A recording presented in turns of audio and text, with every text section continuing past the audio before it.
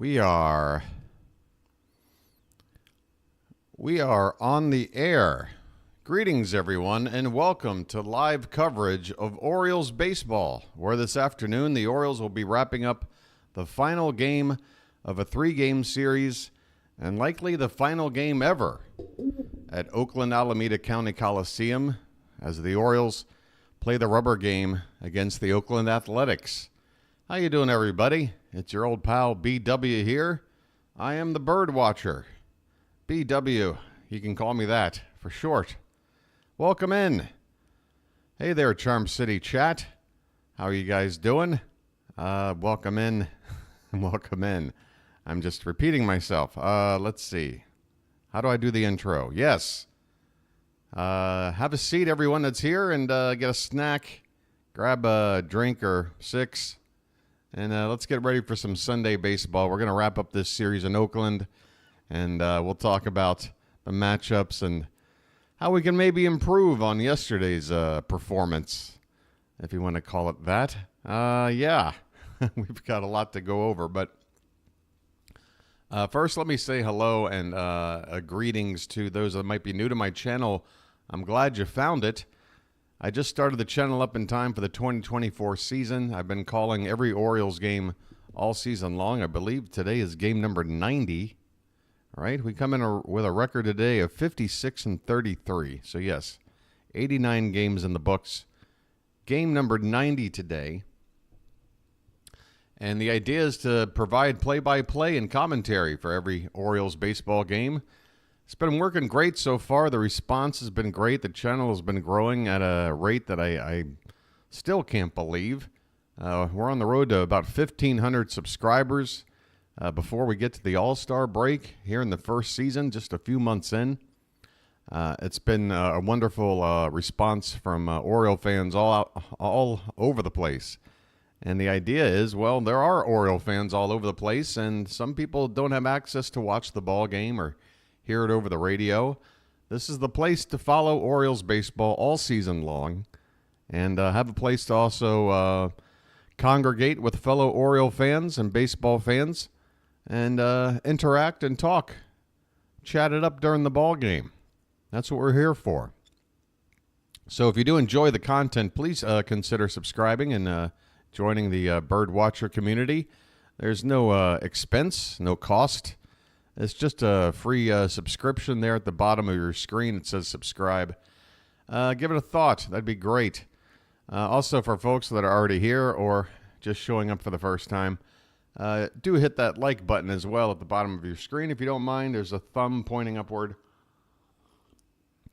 If you're new to the channel and you're saying, well, what have you done to earn my like? Well, nothing yet. You can wait. Give me a chance. And if you do like it, give it a like. But if you're here and you already know me, you know the deal. Go ahead and hit that like button. Just giving you a friendly reminder and getting it out of the way. All right, let's talk about today's ball game, folks. The Orioles have split the first 2 games of the series with the A's. Yesterday's game was the worst game the Orioles have played this season. The A's won 19-8. And, yeah, we could not pitch at all. At all. The bats woke up. I mean, if you didn't know, you'd say, well, was this game close at some point? The Orioles put up 8 runs. No, it never really was that close. The Orioles offense isn't really the problem. It took them a few innings to put up the runs that they did. That's not new for us, but giving up 19 runs, that's typically not our style. And again, this is an Oakland A's team that even with yesterday's result, 28th in the league in runs scored, 28th in batting average. Hopefully they'll play a little more like their numbers would tell you today. And we've got the right guy on the mound for it, I believe. Grayson Rodriguez, ladies and gentlemen. Grayson's going to be going for his 11th win of the season. He's got a chance to go to the All-Star break with a dozen wins. If he can win today in his final start, which would be against the Yankees coming up next weekend, then, yeah, he would get to 12 before the All-Star break. 10-3 record, 3.45 ERA. Going up against Mitch Spence, who is sort of the de facto ace for the A's. Every team has an ace of some sort, somebody at the top of their rotation. Well, Mitch Spence is pretty much it. He's been a starter since the opening day, and he's got a record of 5-4, 4.15 ERA. And yeah, he's pretty much a mediocre pitcher. He's not terrible. He's not great. Hopefully he'll be closer to terrible than great today for us. Grayson Rodriguez against Mitch Spence. All right, folks, the starting lineups are right here, and there they are in front of you. I'm going to go ahead and get this game up. Folks, this is the second game in a row where your boy is going to be calling a game starting at 3:05 in the morning. Or make that 3:07, I guess, officially. So please, if you don't mind, have a heart. Have a heart for your boy. He's going to do his best to nurse his coffee, have a couple of luckies, and make this call. Because after today's game, folks, we got a day off, and then we've got several games that are not in the middle of the night for me, and then the All-Star break. So coming up after this game, as long as I can get through this one, I'm going to be all right. I'm going to have a chance to get rested up. All right. Folks, Charm City Chat, the best live stream sports chat you're going to find. And we like to keep it nice and charming here in the Charm City Chat. We've got some fantastic mods to help out on a daily basis. I can see Card Crazed and Janet Hill are already here. Hello, ladies. How are you? Welcome in. And hello to several people that I recognize. Base Heck, good morning and evening. How are you doing? Shantae, David in France. No Cowser again today. Yeah, let me go over the lineups here in a minute. Mitch, Robert, Rodriguez is legit. Let's hope he brings it today. Yes, Robert, I do hope he does. Hello from Central Texas, says Robert. How about some O's while we wait for barrel, rain, and wind are coming on. Is that a hurricane name? Is there a hurricane barrel? Stay safe. I guess it is hurricane season now, right? We're in July here. Baxter, Daniel, Tony. Pre-game note. It's another meltdown in South Baltimore today. People are moving slow, if moving at all. Go O's. Won't be chatting much today, BW. But South Charm City is tuned in and cranked up. Have a great one, all you O's fans. Daniel says, hey, everyone, go Orioles. Mitch says, how's everyone doing today? Everyone checking in, saying hello. Hello there, John. Checking in from the UK. Come on, Birds. All right. Well, let's look at the lineups. For the Orioles, leading off, playing shortstop, Gunnar Henderson. He's slugging over 600 at the moment. Adley Rutschman will bat second and catch. Anthony Santander will be in right field. He will bat third. Ryan O'Hearn will be at first base and bat cleanup. Jordan Westberg will be at second base hitting fifth. Heston Kjerstad is in left field batting sixth. All the way down in the seventh spot and DHing today is Ryan Mountcastle. Cedric Mullins is in center field batting eighth. And finally, Ramon Urias is at third base batting ninth. For the A's, not too many changes from yesterday's 19-run affair, as you would expect. They're going to try to go with what worked yesterday.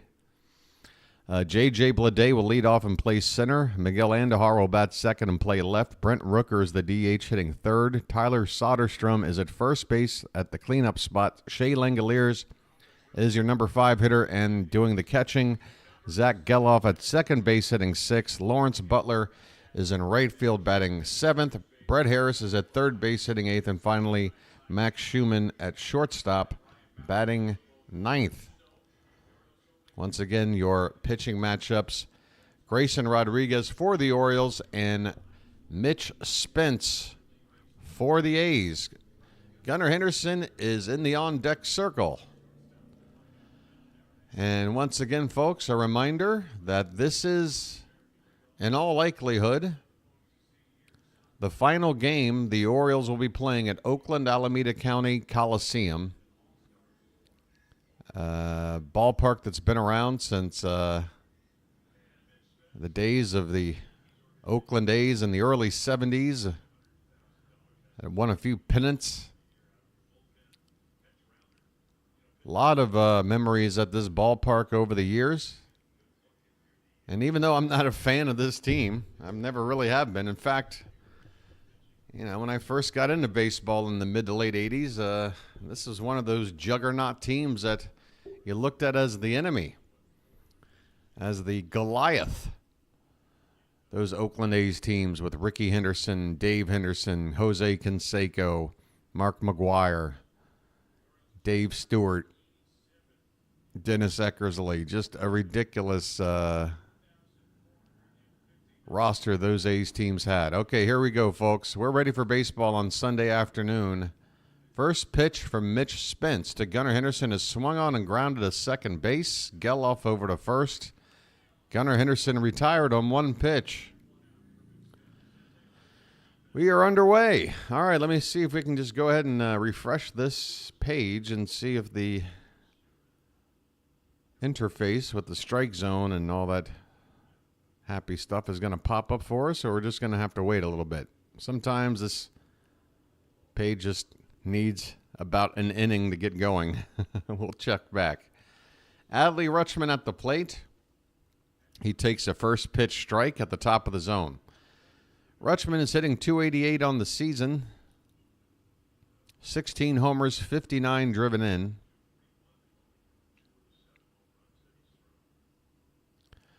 This pitch is up and away. 1 ball, 1 strike. The Orioles are wearing their classic road gray jerseys, and the A's are wearing their classic home whites. 1-1 pitch is popped up. Rutschman looks unhappy with the result as Miguel Andujar will make the catch out in left field for out number 2. 2 down here in the top of the first. And looks like this scoreboard is starting to open up. We'll leave it right here. There it is. 2 down. Here's Anthony Santander. How you doing, Ryan, Eric, Fox, Matt? Let's get some taters up in the chat. We need some offense early today. Let's build a lead and hold on to it.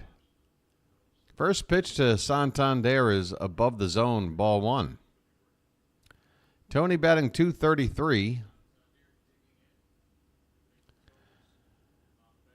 His bat has cooled down here in recent days, at least in terms of extra base hits. He had a solid single in yesterday's ball game. The Orioles in rubber games, which is what this is, the final game of a 3-game series, tied at 1 apiece, are 7-2. Hopefully we'll make it 8-2 today. This pitch is off the plate outside. 2 balls and 1 strike to Anthony Santander. Hey there, Rhino. Showing some love. 2-1 pitch is fouled back, and the count even up at 2-2. Just getting started here, folks. Final game of a 6-game road trip out west. The Orioles took 2 out of 3 in Seattle, and again, they split the first 2 here. So a win today would make it a 4-2 road trip. If they lose, it would be a 3-3 trip. As Santander gets into one down the right field into the corner, this ball is gone! Bye, birdie! Oh, it took a while to get confirmation. Anthony Santander sneaks his 23rd home run of the season inside the right field foul pole. And the Orioles do jump ahead early, and they do it in the way they know best, with the home run ball. Santander. What a June he had. Hopefully now extending into July. High fives all around. Players, coaches, trainers Everybody's happy. Here's Ryan O'Hearn. Probably not my best home run call, folks. Santander, boy, in this ballpark, it's tough to follow that baseball and see where it's going down the line like that. And O'Hearn loops one into left center field, a base hit. Ryan O'Hearn follows up the Santander home run with a 2-out single. 101 off the bat. Turn on the sprinklers. Here comes Jordan Westburg. Westy hitting .282, 14 homers, 49 driven in, 3 for 9 in the series.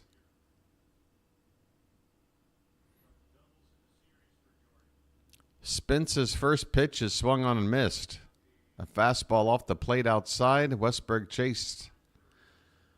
Westburg has hit safely in 9 of his past 10 ball games. Will he get a spot as a reserve in the All-Star game? He certainly deserves it. But it will come down to a matter of dividing up the remaining spots and including every team to at least represent one player. Hopefully third base won't have a log jam and Westburg can find a spot, or second base. I mean, hell, just call him an infielder. He can play shortstop if you need him to. 1-1 pitch to Westburg is fouled at the plate and rolls back to the backstop. 1 ball and 2 strikes. 15 minutes in, and we're already up to nearly 100 folks here. I'm happy to hear it. Hope you guys are going to have a great Sunday afternoon. Again, folks, final game at Oakland, Alameda County Coliseum. It's a bit of a sentimental game for me. I watched a lot of ball games growing up here as a kid on the TV. Here's a ball that's hit softly back toward the pitcher. Spence picks it up and just spikes it right into the ground. That should be an infield hit. Mitch Spence had to react quickly to be able to get to this ball and try to get it out at first. And as often happens, they try to pick up the baseball while running away from first base and do everything in one motion, and the ball just slips out of Spence's hand. So runners are now at first and third with 2 down. That is the 3rd hit of the inning for the Orioles. Unfortunately, the sequence is homer, single, single. If the sequence were in any other order, there would be more than 1 run on the board. So let's hope the Orioles can do here what we really want them to see do, which is knock in some runs, perhaps without the benefit of a home run. Here's Heston Kjerstad. We'll take a home run, Heston.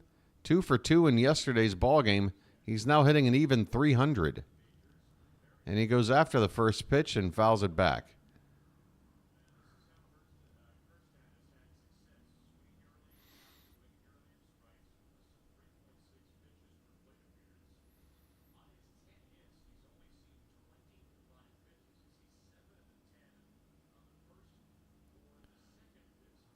Some interesting information being shared by Kevin Brown about Heston Kjerstad's plate approach.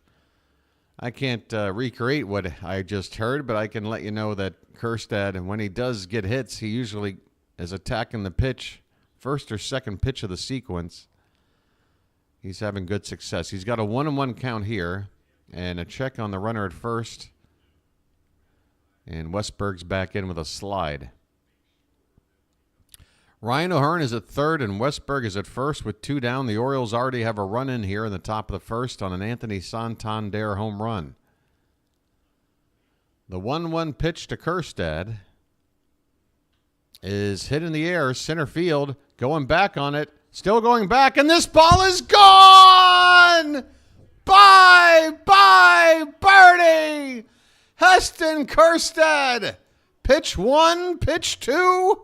Pitch 4, 5, I don't care. Man, this kid can hit. An absolute bomb to dead center field. And the Orioles have jumped out to a 4-0 lead. A 2-out, 3-run homer from Heston Kjerstad. That's how you leave runners not stranded out there. Bring them on home and hit that homer hose.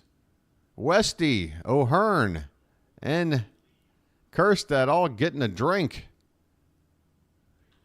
To dead center, a 90-mile-an-hour pitch, bottom part of the zone, and that was a golf shot by Kjerstad. No one pitch to Mountcastle is low. 1 ball and 1 strike. Yeah, I don't think Mounty's ever going to hit any further down than 7th there, Paul, but that just goes to show you. I mean, here's a guy that was on the cusp of being a starter in the All-Star game, has All-Star-like numbers, hits 7th in our lineup. He's got a 2-1 count right now as that pitch is off the plate. And the next one is lifted in the air, center field and deep. Going back on it, Bleday, and now circling under it. He makes the catch on the track. Mountcastle just hit the ball about 380-plus feet. But that is out number 3. But the Orioles come out swinging. A 2-out rally started with an Anthony Santander solo home run and capped off with a 3-run jack by Heston Kjerstad. The A's had an error in the mix. We go to the bottom of the first. Orioles 4, A's coming up. That is a fine start. And we got Grayson out there. Not a kid who's still trying to figure out how to pitch in the bigs. We got a guy out there who, just a year or 2 ago was in that similar spot. A young pitcher, still kind of working on mechanics. Trying to figure out how to pitch in the bigs. Well, I got a feeling Grayson's not going to give up a 4-run lead. I got a feeling we're going to win this ball game today, folks. Hey, guess what? I've got a bit of a sinus issue, so I'm going to take care of it. I'll be right back.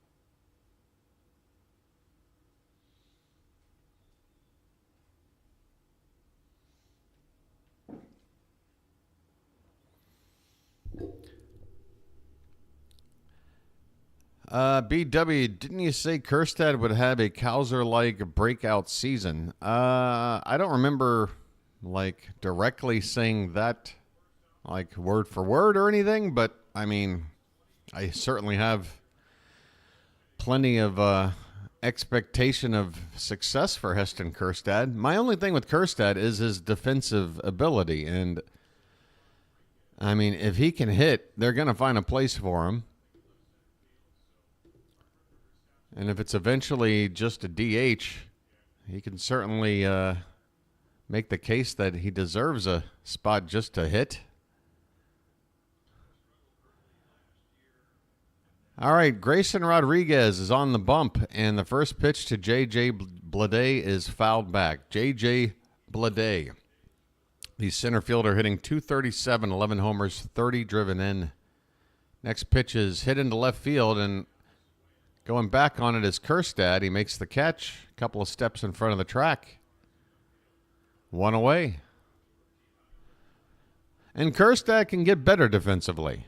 He's got room to improve there. I think he could turn into a decent fielding corner outfielder. He could wind up at first base someday. Miguel Andujar looks at a called strike on a breaking ball, a slider from Rodriguez. Next pitch is a fastball in on the hands and fouled away by Andujar. Miguel Andujar batting .304 with 3 homers, 19 driven in. One of those homers coming in this series. He's 4 for 8 And this is going to make him 4 for 9, as this is a fly ball right to Cedric Mullins in center field, who just has to move a step or two to his right to make the catch. 2 down. Orioles defensively in the outfield, left to right, Kjerstad, Mullins, and Santander. Urias at third, Gunnar at short, Westberg at second, O'Hearn at first. Again, Mountcastle is DHing today, and Adley Rutschman is behind the plate.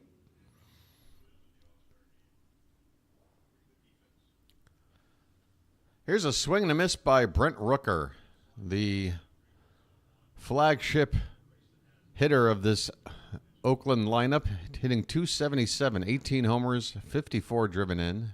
This one's off the plate, 1-1 the count. Grayson working rather quickly here.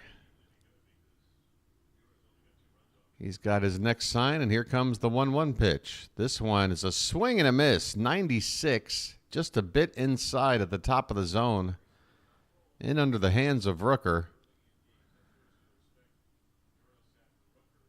1-2 pitch. A swing and a miss. Is that a changeup? But it gets away from Adley. He's going to have to throw to first, and he does. Wow, what a play by Rutschman on a ball that got away. Again, so much foul ground here. Rutschman had to go retrieve this swung on a missed baseball and throw to first to complete the out. It was a tough angle and a long throw, but Adley got it there, and the inning is over. So that goes down as an eventful strikeout. I mean, Rutschman, unbelievable. Boy, you look at that replay. O'Hearn had to make a pick at first base. Wow, that was incredible. It's not going to make the highlight of the year because it's a strike 3 wild pitch or whatever. Throw the guy out at first for the out. You don't normally see a play like that make the highlight reel, but that was something by Adley Rutschman. Really was. Running away from home plate. A good 5-6 strides. It was not a couple of steps. And he had to turn around and basically make a blind throw. I'm still talking about it.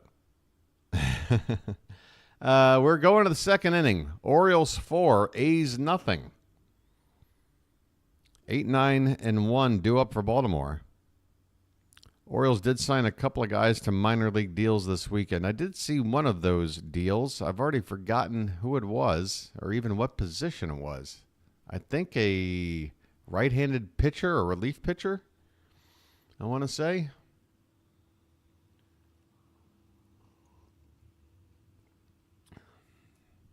Folks, the one thing that's tough about doing the ball games at this hour for me is that I don't have a whole lot of prep time.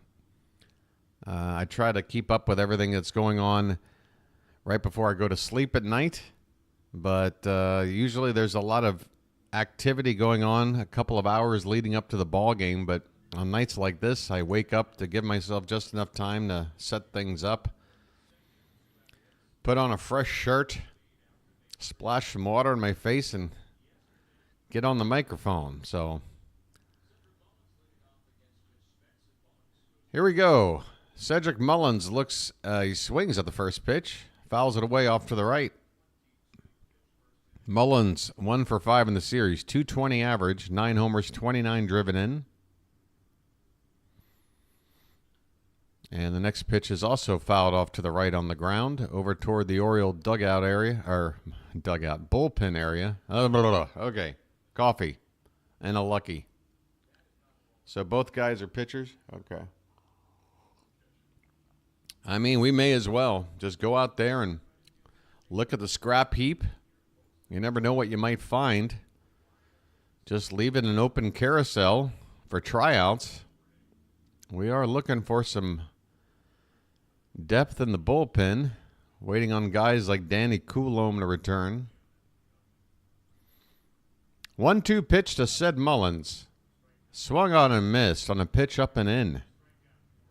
Good pitch by Spence. Looked like it caught the top of the zone on the inside corner, so Mullins was right to go after it, but tough to do anything with a pitch on that location.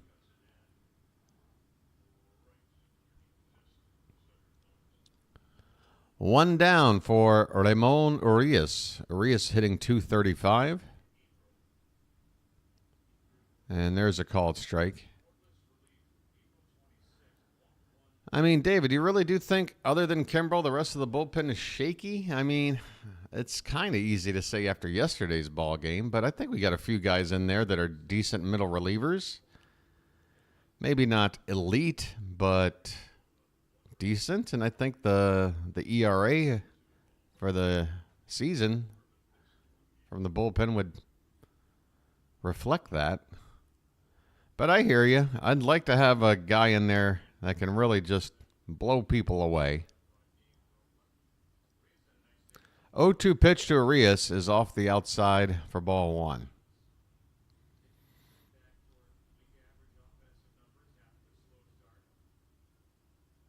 I'm sure yesterday's ball game probably bumped up the bullpen ERA by half a run. Certainly bumped up Povich's ERA and more than doubled it, I believe. This pitch is off the plate to Urias. 2-2 the count. One out here in the top of the second. And apparently my sinuses are just going to be a pain in my butt for the rest of this game. All right. So be it. I guess it's time for a special lucky. 2-2 pitch. Low, ball three.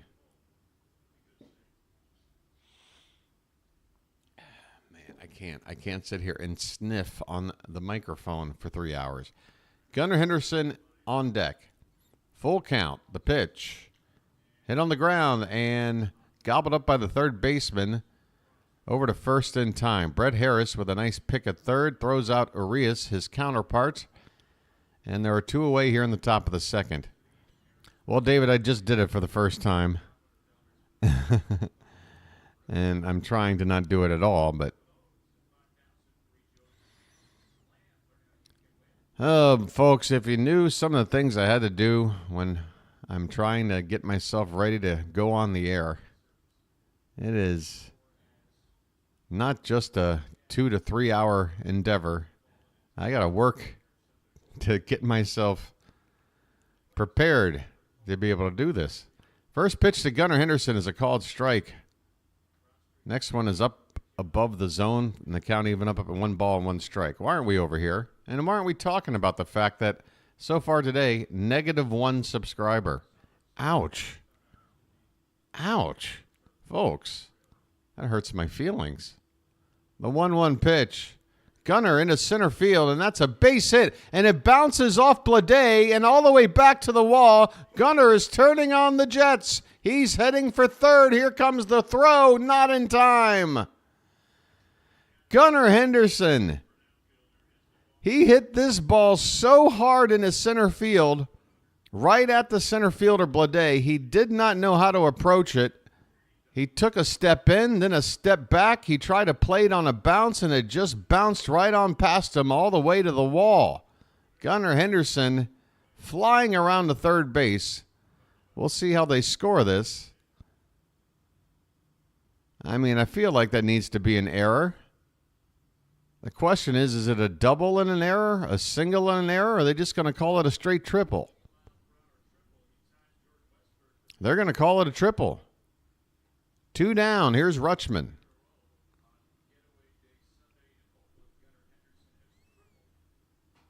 I mean, that's pretty kind to J.J. Blade out there. You got to not let that baseball go by you there. It's hit right to him. I don't know how you don't get an error on that. Rutschman fouls one off to the right, and the count is 1-1. I mean, honestly, folks, if a ball bounces in front of you for a hit in center field, I don't care if it's hit hard, and maybe you don't pick it cleanly, but you don't let it just roll on by and not get an error. I don't get that at all. 1-1 pitch is inside. 2 balls and 1 strike. I mean, I'm happy for Gunnar. He gets credit for the triple. That'll boost up his slugging percentage and everything else. He's at third base with 2 down. 2-1 count to Rutschman. And this pitch is popped up. First, or on the left field side over toward the foul line.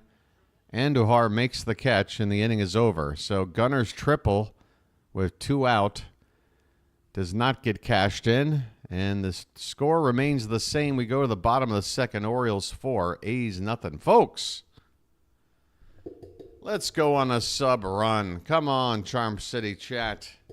Can you taste 1,500? It's an inevitable foregone conclusion. We're going to get there before the All-Star break. We got a 6-game homestand coming up after this. A day off tomorrow. 3 games versus the Cubs. And then 3 versus the Yankees. Oh, boy. Did the baseball know what they were doing when they made this schedule? Not only do we wrap up this first part of the season going into the All-Star break with a 3-game set against the Yankees, in the final 6-game road trip of the season, we play the Yankees 3 of those games and then wrap it up with the Twins on the road, which if the Twins are still a competitive team, that could be a tough final week. Hopefully the Orioles can build up a little bit of a lead in the division and already have the postseason spot clinched by the time we get to that final week. The Orioles rely on the long ball too much. I don't know. I mean, the thing is, you do want to be able to win in more than one kind of way. You want to be a flexible, versatile kind of offense that can adapt to whatever situation that might be called for. You know, occasionally we're going to face a starter throughout the season that just isn't going to give up a home run ball. They've got good stuff. They know how to keep it, you know, out of the danger zone of the plate. And we have to figure out ways to win games or we're not hitting home runs. And that's probably going to be even more true in the playoffs because the quality of pitching is going to be ramped up to 11. We are in the bottom of the second. I'll take you on back over. Hey, 25 away now. Thank you, number 1475. 25, folks. 25 to go. Let's go. 1-1 the count on Soderstrom, leading off the bottom of the second. This one is hit on the ground. A diving stop at second by Westberg. He bobbles it, and that's going to cost him. Westberg did a great job to make a sliding grab of this baseball. But as he popped up, the ball sort of jumped out of his glove when he went to throw it. And that little bobble might have been enough to get this runner to reach. It'll be a base hit for sure. A leadoff single for Soderstrom.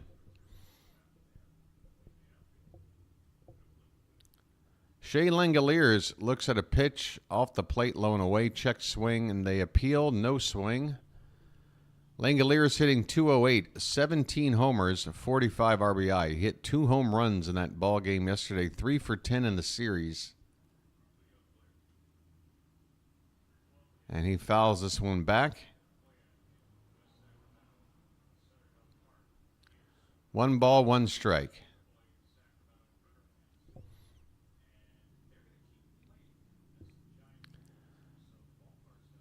Well, Rob, I agree with you. I think Westberg is more comfortable at third base.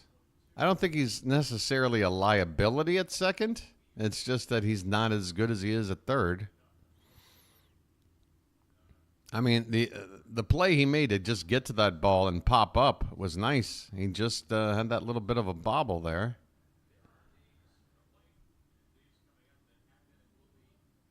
I mean, ideally, we want Westberg to have that versatility, don't we? Because eventually we're going to have 5 infielders, 5 very good infielders trying to play 4 different spots, and we might have to move guys around to feed everybody, feed all the mouths, as they say. This pitch is fouled away by Langoliers. 1-2 the count.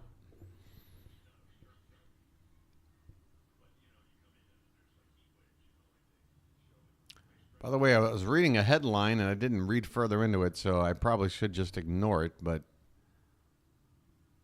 This pitch is in the dirt from Rodriguez. Count now 2-2 on Langoliers. It was just the headline that said something about Jackson Holliday falling down in the prospect rankings. I guess apparently he's no longer considered the number 1 overall prospect in the minors. If there's any validity to that, let me know. That's pretty interesting. Check on the runner at first. He's back in standing. 2-2 count on Langoliers. Nobody out, bottom of the second with that runner Soderstrom at first base. 4-0 Baltimore.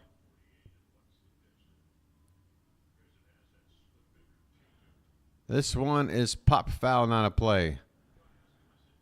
You saw him as a potential trade piece. My problem is, well, now his stock is low. I don't want to trade Holiday now. I mean, he's gonna be a major league.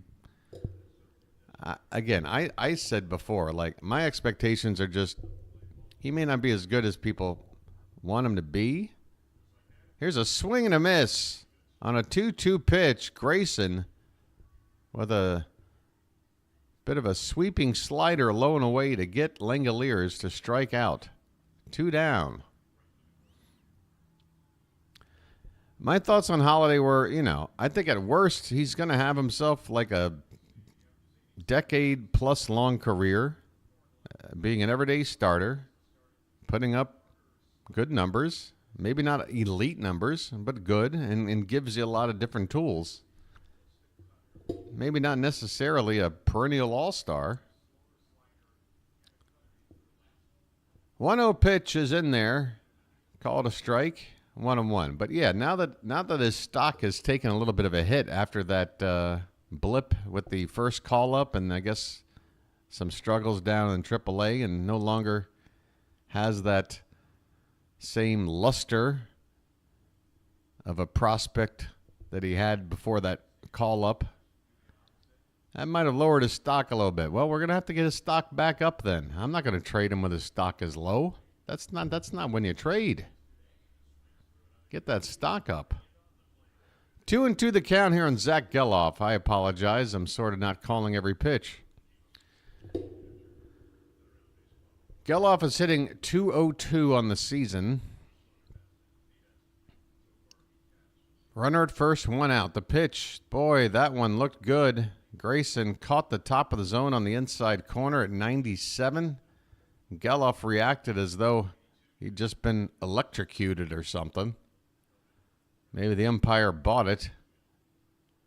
The count is run full here. Payoff pitch. Swing and a miss.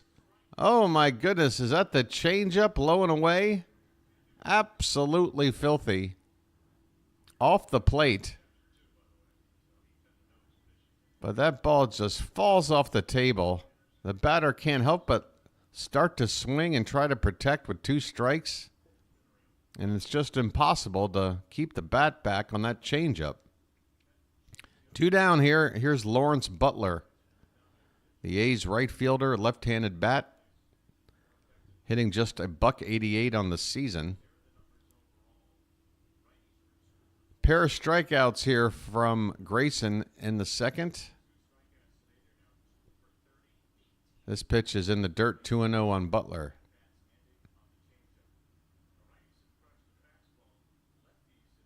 See, Matt believes Jackson's going to be a legend. I mean, he could be. I'm not going to say that he can't be. I just can't sit here and say that he will be. I see great talent in Jackson Holliday. I do. We'll see. 2-1 the count on Butler. And a check swing. Home plate umpire says he went. Count even up at 2-2. Rodriguez is doing fine. 29 pitches with 2 down and 2 strikes here in the second inning. The Orioles put that 4 spot in the first. Here's the pitch. It's up and away. Count has run full here on Butler. Oh, he definitely has the potential. I mean, that's why he's number 1 overall pick, number 1 overall prospect. comes from a family of all-star caliber playing major leaguers. Here's a swing and a miss. Butler goes after a heater, top of the zone, 97 miles an hour from Grayson. And Grayson has struck out the side here in the second. We go to the third. It's the Orioles 4, the A's nothing. Grayson gets some. Folks, Grayson Rodriguez could be in the conversation to not only make the All-Star team, I think he has earned it at this point, but he could start. He is starting to challenge Corbin Burns for best stats on the staff.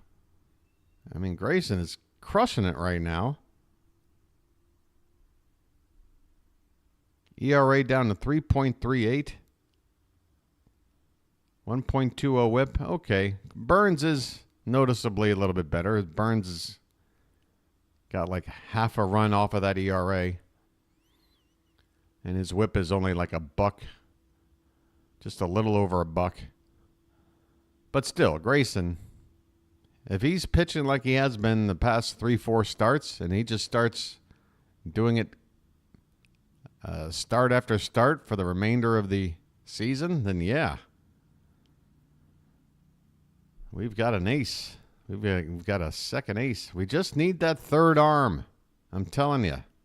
You build that postseason rotation, you basically need 3 really strong starters and then a fourth guy that's going to pitch you maybe 1 game per round. And I'm only talking about the 7-game series rounds, the championship series and the World Series. The 5-game division series, you don't need a 4th starter.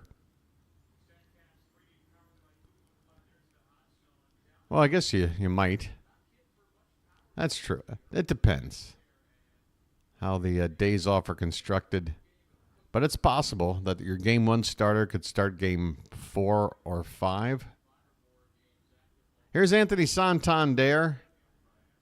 First pitch to him is off the plate, low and away. Folks, get them taters up in the chat. Last time we did it, he hit a home run.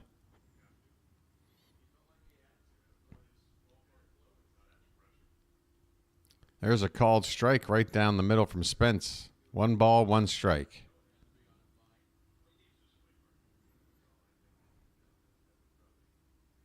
There are some taters. 1-1 pitch. That one's popped up. Third base side. Battling the sun over there is Harris, and it just drops. He never saw the baseball. Oh, my.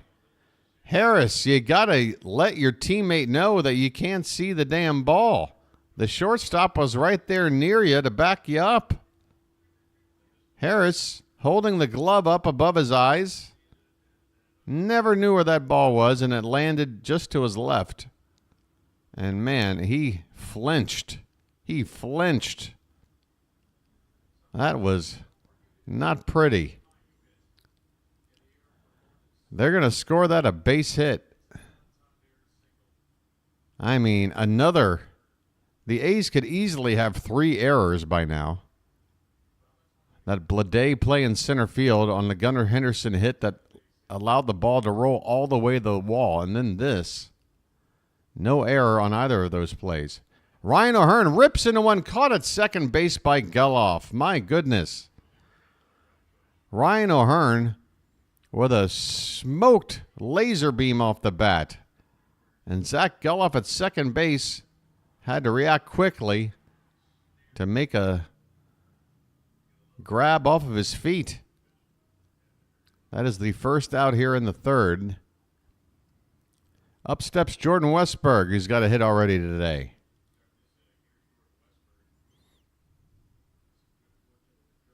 He looks at a pitch in the dirt for ball 1. I think it would be best if we picked up a mid-level starter, less risk, but also don't want to see. Verve, would you be happy if we gave away a prospect that isn't one of our top guys, and in fact doesn't really have a path to anywhere to play for us, to get a guy like Max Scherzer? Yeah, SG, what's going on, SG? You're going nuts, SG. SG, It's not a rush to type in as many comments as possible. We're doing a 3-hour game. Westberg gets into one to left, but right at Andujar, who makes the catch. On a 2-0 pitch, Westberg, he barreled it up, but right at the left fielder for the second out of the inning. Yeah, I want to target a guy like Max Scherzer. Again, I'm looking for that third guy that is going to replace Kyle Bradish as a stud starting pitching arm that you feel confident about going to in the postseason.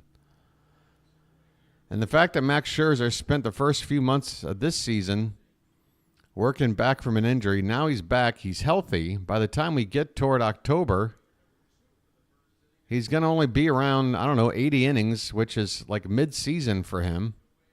So he should have plenty in the tank. Yes, he's up there in age, but again, it's a rental, and you're bringing in a piece that could help you win a World Series. It is not a Jack Flaherty kind of rental. This is a real rental. Heston Kjerstad, after taking ball 1, now takes ball 2 on a pitch in the dirt. Kjerstad with that 3-run homer in his first AB of the ball game. The big blow here by the Orioles in this 4-0 ball game. 2-0 pitch. He takes right in there with a slider for strike 1.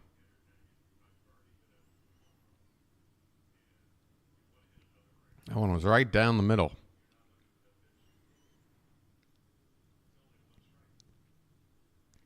The 2-1 to Heston is fouled straight back.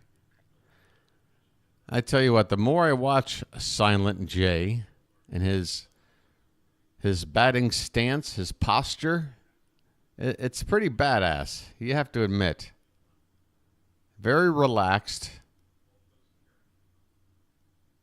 He wiggles that bat around, but the rest of his body's very still, and then he lifts that leg up. This ball gets away from the catcher, and heading down to second base on the wild pitch is Anthony Santander.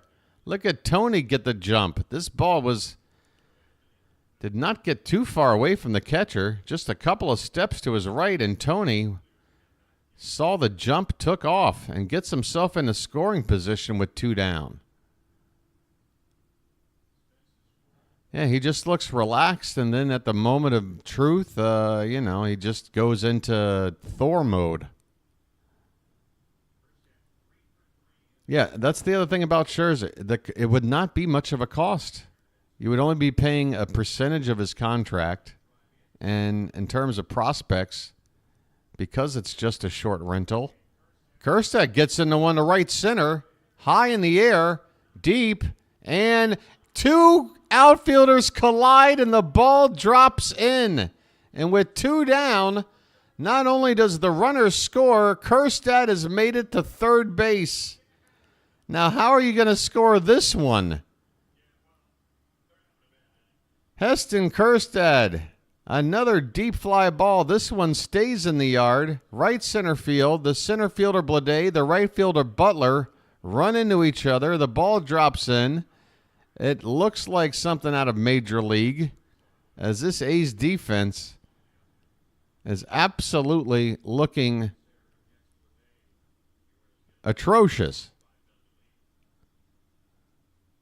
They're going to call that an error on J.J. Bleday.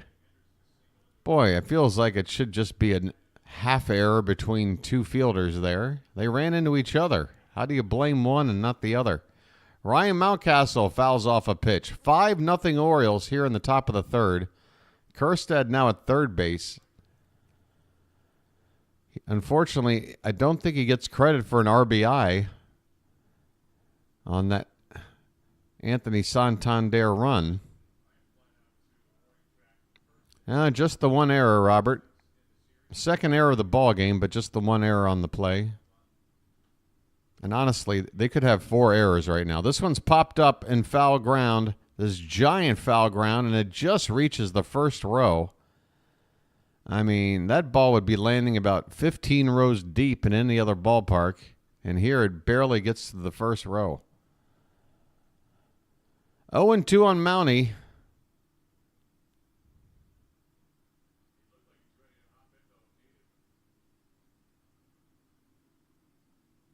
These are the guys that moited us yesterday. They moited us.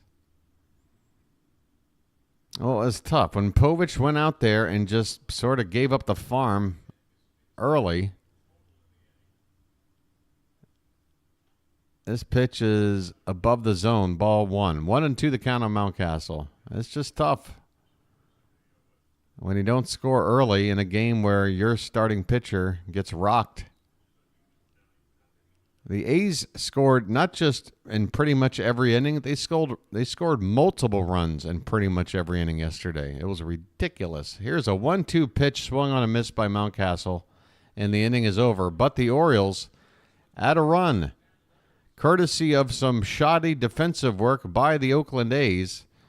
Anthony Santander scoring on an error on a ball hit in the deep right center by Heston Kjerstad. We go to the bottom of the third. It's the Orioles 5, Oakland zippy. Right on, says Mitch. Right on. All right, let's check in with the like count, and then your boy's going to enjoy a lucky. All right, folks, we're up to nearly 200 people watching now, and yet the like count is significantly low. Now, folks, once again, if you're new, please don't take this as any sort of obnoxious request. I'm asking you nicely. This is a brand new channel. It has gotten off to a great start, but that great start is the result of engagements from people like you, whether you hit the like button or you subscribe to the channel. I mean, the results speak for themselves, folks. We've got upwards of 200 people watching a Sunday game against the A's. So if you don't mind, please, it's just the thumb at the bottom of your screen. It just takes a few seconds to tap. I'll probably bring it up one or two more times over the course of this 3-hour broadcast, so I hope you don't think that I'm, again, being obnoxious about it. But during a commercial break, considering I don't have any actual sponsors other than Dickens Cider, this is the best time to bring it up. All right, I can see some folks have already been kind enough to fulfill my request. Hopefully a few more of you out there will be nice enough as well. We are going to be heading now into the bottom of the second. Is that right? Bottom of the third, excuse me. 8, 9, and 1 due up for the A's.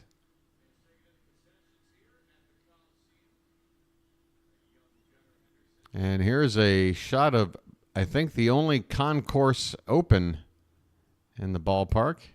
Here's a called strike to Michael. Is it Michael? No, Brett. Brett Harris? Brett Harris. 164 average.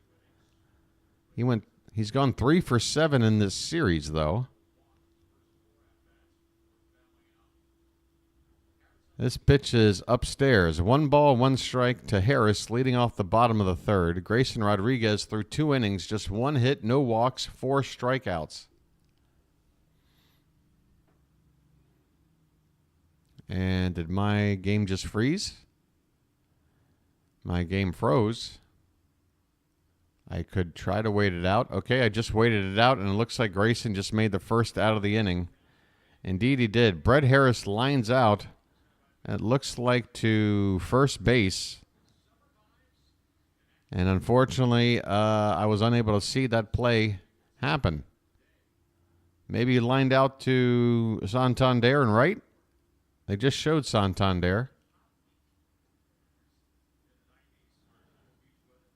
I'm going to guess Santander made that put out because they just flashed him on the screen before going back to the pitching mound. 0-1 the count here on Max Schumann, and the next pitch is a bunt attempt, and it's fouled back. 0-2 on Schumann, bunting with 1 out, nobody on, down 5. Okay, if that's what you want to do, feel free to do it. Likes are free for all BW, and the mods do for us. It's the least we can do. You'll be hard-pressed to find better and honest baseball cars than what BW gives us. Thank you, Fox. The 0-2 pitch is on the outside edge. Called strike 3. Sit down, Schumann. Grayson with that backwards K, the first of the day. A called strike 3. 5 strikeouts altogether with just A couple out here in the third. 8 of the outs of the ball game, 5 via the strikeout. And this is strike 1 to Blade. So that was just the first trip through the order, 5 Ks. Now, second time through the order, Blade 0 for 1. This one's hit on the ground to second base, backhanded by Westberg over to first. In time. And Grayson Rodriguez is sailing smooth right now. We head on now to the 4th inning. It's 5-0 Baltimore.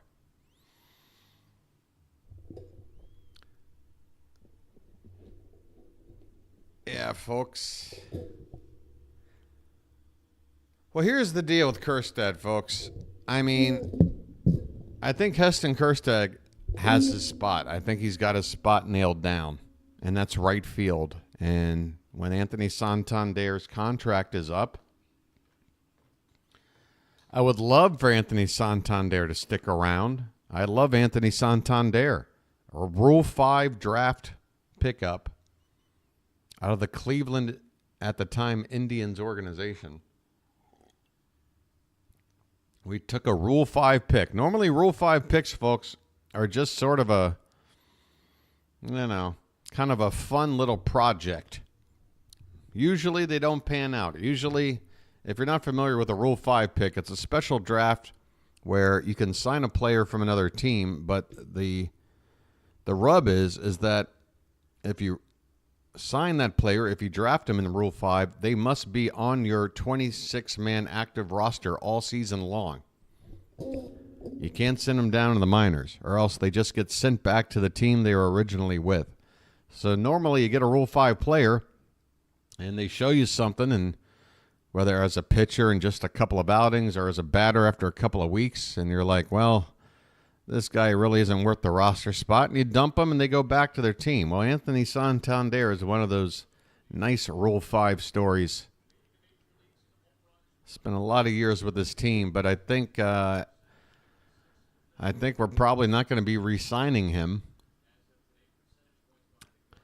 I mean, when you got a replacement like Kjerstad and waiting in the wings that's going to be paid just, a minimal amount of money, and then you need that money that you might have to pay Santander to help pay for a guy like Corbin Burns.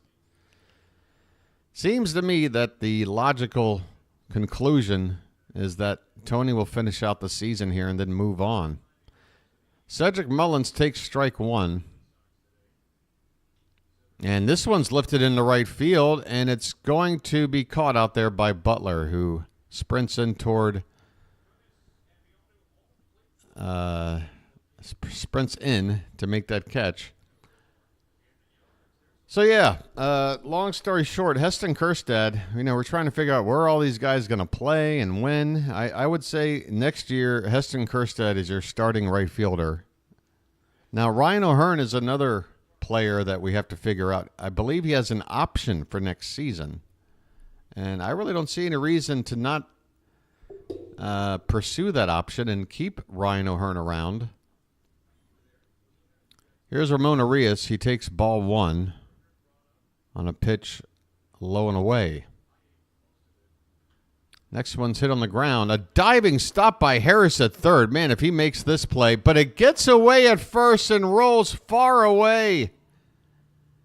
My goodness, another ball that gets away. I mean, are the A's playing baseball or Quidditch? Somebody track that ball down.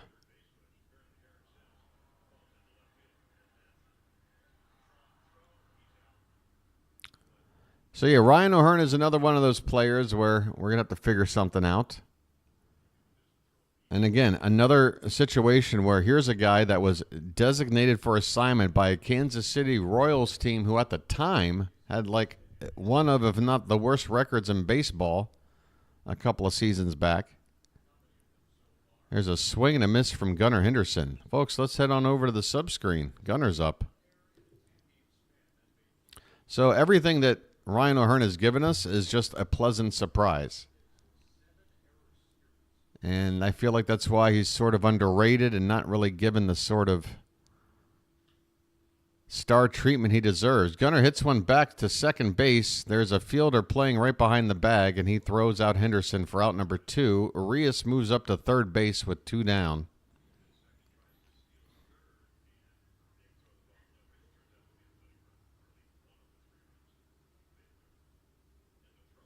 And then, of course, Ramon Urias. Ramon Urias is probably not going to be with the team next season. So if you're talking about where's guys going to play, well, if we don't have Ramon Urias, if we don't have Anthony Santander, there is a new infielder and new outfielder spot open right there for the likes of a Kjerstad and a Mayo. This pitch to Adley Rutschman is up and away for ball 1. So that's the beauty of it, folks. We can sit here and not only replace a couple of players, but replace them with guys that could very well match the production and in time exceed the production of some of these players.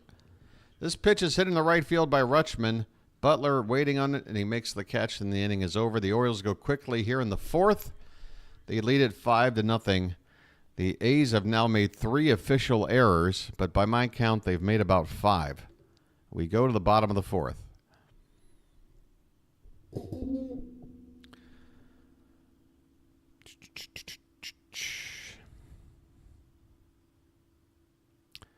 If I had to take a guess about when Mayo gets called up, I would say the earliest is right after the trade deadline. And then if they don't call him up, then it'll be September 1st as that extra roster spot. And that's crucial because when the rosters expand from 26 to 28 on September 1st, that extra pitcher and extra hitter that you're adding to that roster on that day, those guys are qualified to be on the postseason roster. So if you want a guy like a Kobe Mayo to be playing in October, he's got to be on the team when September 1st rolls around. But it could be well before that. Ramon Urias might have moved on in some way, shape, or form before then. I don't know. I'm excited, though, folks. I am excited. Kobe Mayo is just an absolute monster. He is a monster. Wait till you see the size of this guy once he's out there in the show. He is not going to look like a boy among men.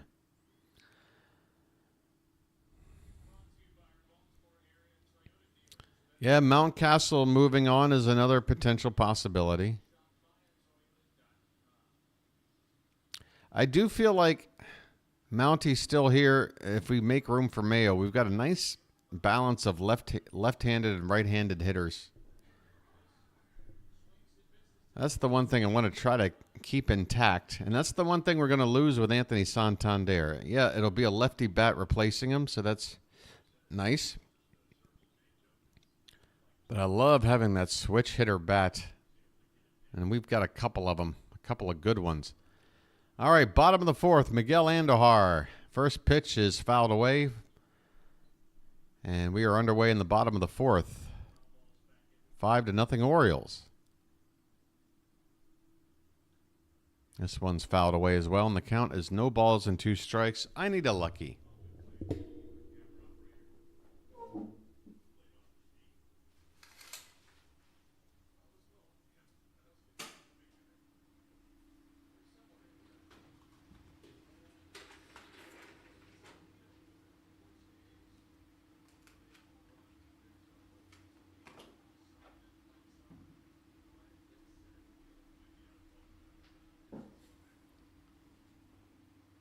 This pitch is low. 1 ball, 2 strikes on Miguel Andujar, leading off the bottom of the 4th. And here is a changeup in the dirt, laid off by Andujar. The count even up at 2-2. $14.50 for a pack of cigarettes in Baltimore, and you're wondering why I'm not coming back.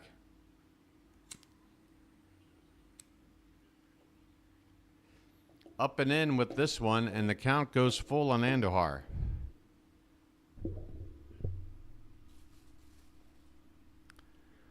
I know. Hey, I got my bill for this month, though. It was nice and low. This ball's hit back up the middle. Henderson plays it and over to first in time. One down here. Andujar retired on a ground ball to short. Yeah, my electric bill this month was nice. It's only crazy whenever this AC unit, it needs to be cleaned every, at least twice a year. And I have to basically fight to get this thing cleaned. Here's an opposite field hit by Brent Rooker. Sort of an inside-out swing there. A one-out single for the A's. Rooker on first base. But I had to sit there and fight with the house lady, trying to explain to her, look, this is not a normal electric bill. This is like twice the amount of a normal electric bill. I've been living here a long time. I've got months and months of samples of electric bills. Why is this one 120% more? And she's trying to tell me, well, just, don't have your AC on all day and, maybe turn it down a degree or two. I'm like, no. I run it all day, and I run it at the same temperature, and I've been doing it every damn day I've lived here. I haven't changed anything. This pitch is off the plate to Tyler Soderstrom. 1 ball, 1 strike, 1 out, runner at first. So finally, now that I've got the AC fixed, I go back and I show them this electric bill that's half the price that it was last month. And I'm like, see? But of course, I don't get any confirmation that I was right. This is hit in the air to center field. Mullins is there to make the catch. As Soderstrom flies out to center for out number 2. Rooker at first base, 2 down. Here's Shea Langoliers.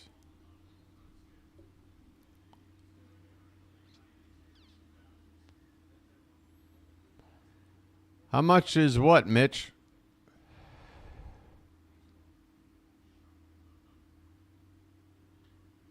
This ball is roped but foul on the left side by Langoliers. I actually had to make a deal with the owner when I re-upped my stay here. I'm like, look, because they raised the rent by about 10%. Actually, about 15%. And I said, okay, how long are you going to lock me in on that price? Because how do I know you're not going to raise it again in 6 months? They said 2 years, and I said, okay. And then I said, well, look, if my electric bill goes by a certain amount, goes past a certain amount, you are going to foot the rest of that bill because it's not my fault. It is a direct result of your procrastination to fix a problem that I've alerted you to. I've done my responsibility. I'm not going to sit here and pay a electric bill twice the amount that it ought to be. And guess what? They said, okay, swing and a miss. Langoliers chases one off the plate outside from Grayson. Rodriguez is dealing. He's dealing. And Mr. T, I pity the fool. I pity the fool who isn't watching the Orioles right now. They're winning 5-0.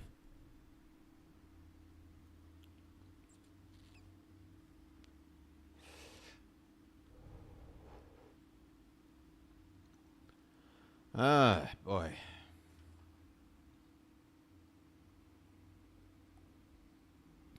Hey, fun fact, me and Mr. T were born on the same day. It's the only celebrity who I know there's a couple of others out there, but it's the only one that I've ever bothered to remember.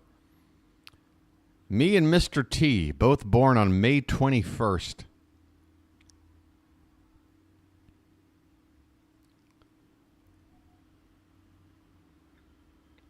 Yo, that is straight dope, yo.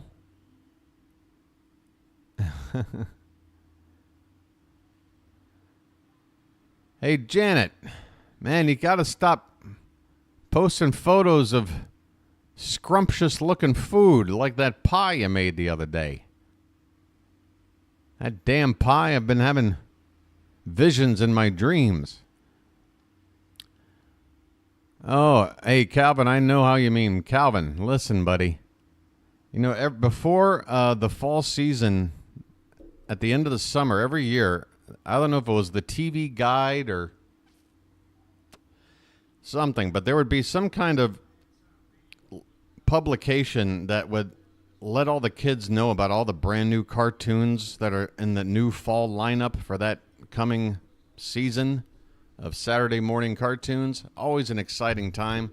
I remember going into every new season of cartoons for Saturday, I had to sit there and I had to figure out, all right, I'm going to be on ABC at 8:30 to watch this. Then I'll flip it over to NBC at 9 to watch this cartoon. All right, Anthony Santander is at the plate, and he looks at a called strike one. Tony is 2 for 2 with a home run. Folks, let's see some taters. As this pitch is low and in. 1 ball and 1 strike. Fruity pizza.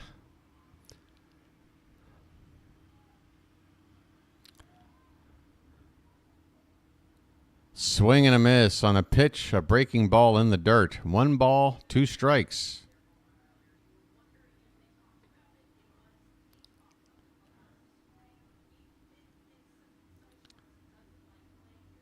Here comes the 1-2. And he chases one above the zone. Tony strikes out. 1 out in the 5th. Mitch Spence on 69 pitches at the moment. Man, it got hot in here fast after I opened this door. Oh.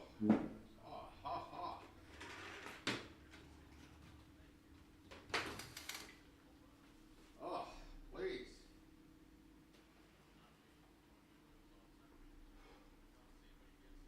My goodness.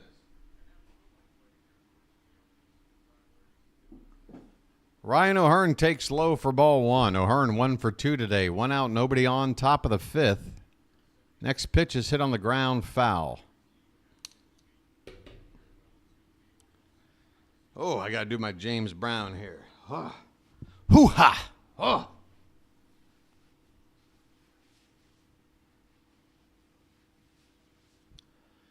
Whew. Swing and a miss. O'Hearn with a big swing on a pitch low and in, coming up empty. 1 ball, 2 strikes.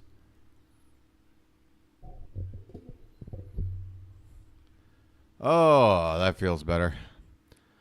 May 21st, Rampy, the same as Mr. T.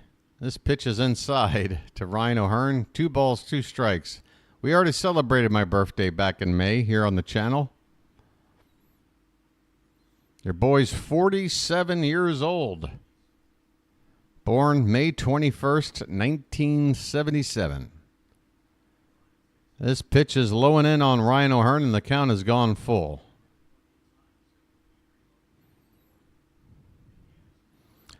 Fools, it's hard to not pity a fool. May 12th for Rampage. So just take those numbers and invert them, and you get 21.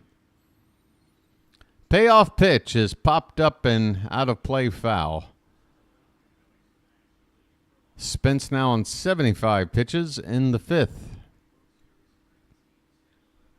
5 runs, 7 hits, no errors for Baltimore. No runs, 2 hits, 3 errors.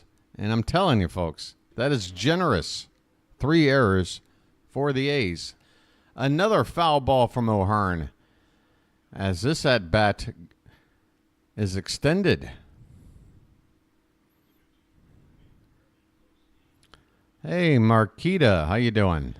Same birthday as Colton Cowser. Folks, I've been telling you, by the way, if you do have a birthday, just shout it out because I want to shout you out. Here's a called strike 3. O'Hearn looks at a pitch on the outside corner from Mitch Spence. O'Hearn caught looking. 2 down here in the top of the 5th. That brings up Jordan Westberg for the 3rd time today. 1 for 2. A single and a line out. Hit the ball hard twice. First pitch is hit on the ground. This is bounced on one big hop to 3rd and over to 1st. Harris throws out Westberg to win the inning. This game is half over. The Orioles lead it 5-0.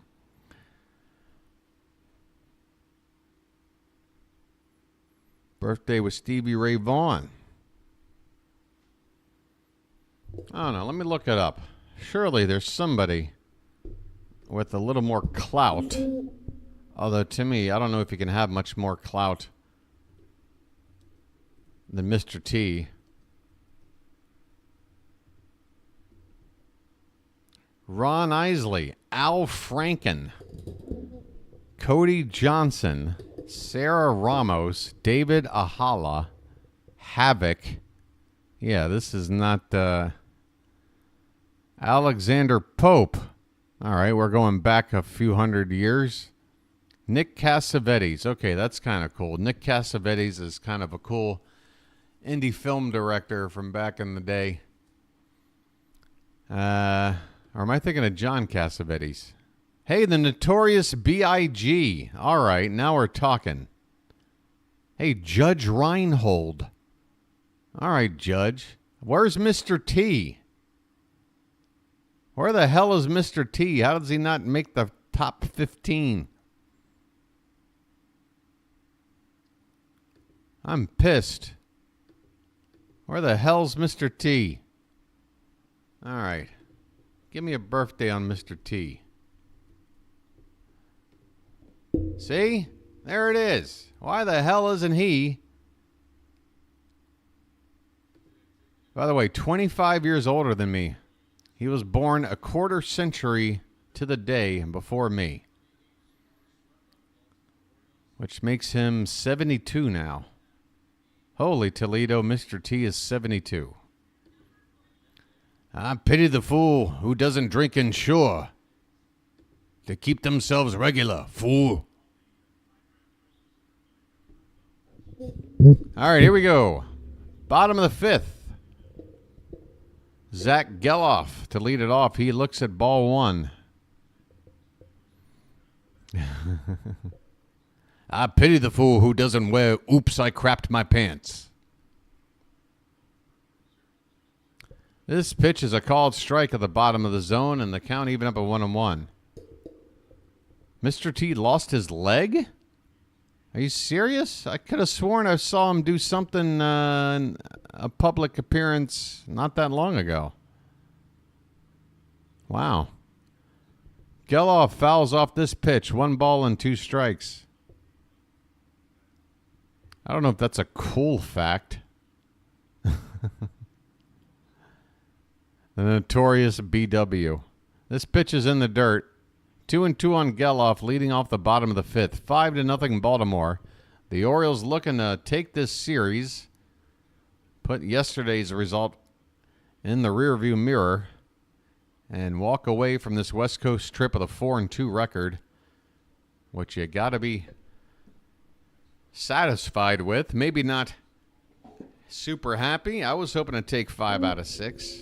But 4-2 on a West Coast road trip, that's by no means a disaster. This one's lined in the right field by Geloff for a leadoff single. Nice piece of hitting there by Geloff. Goes the opposite field and hits it on a line. And the leadoff man is on here for the A's.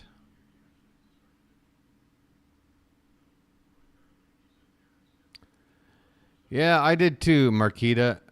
By the way, Marquita, let's try to keep the language, down a little bit. I understand if something happens where you're like, it's an uncontrollable curse, but casual cursing, we try to curb that here. Marquita, I hope that's okay.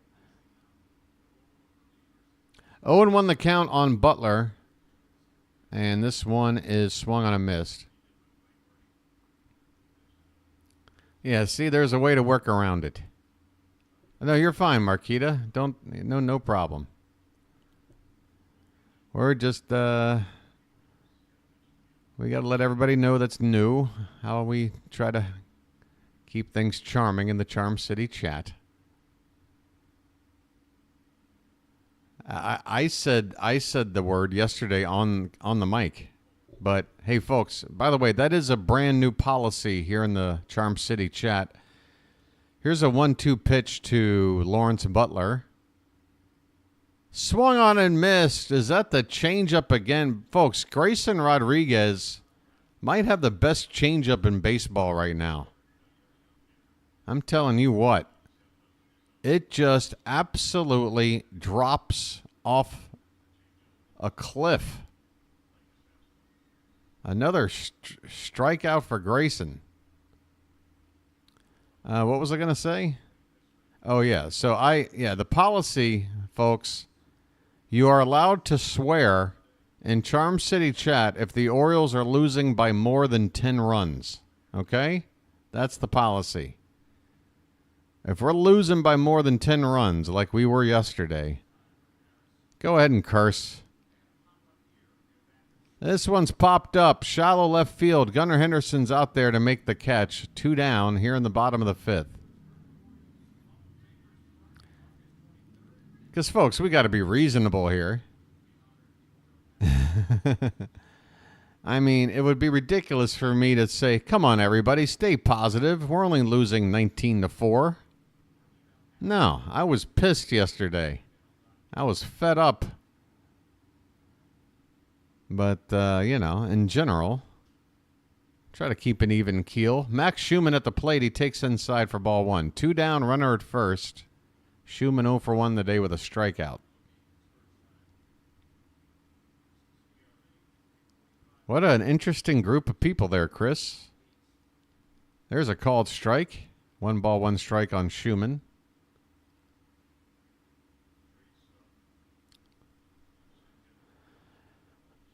I don't know if Ronda Rousey, like 10, 15 years from now, is even going to be able to make that list, Chris. I feel like Ronda Rousey is going to be an obscure name once another generation of people come and go. You know what I mean? Everyone's going to remember Garrett Morris because he's a part of the original Saturday Night Live cast. Harry Styles, I got no interest, but he's super huge, so he'll be remembered. Tom Petty's a legend. Ronda Rousey had about a 6-month window of relevance. 1-2 the count on Max Schumann, the pitch. Low and away, 2 balls and 2 strikes.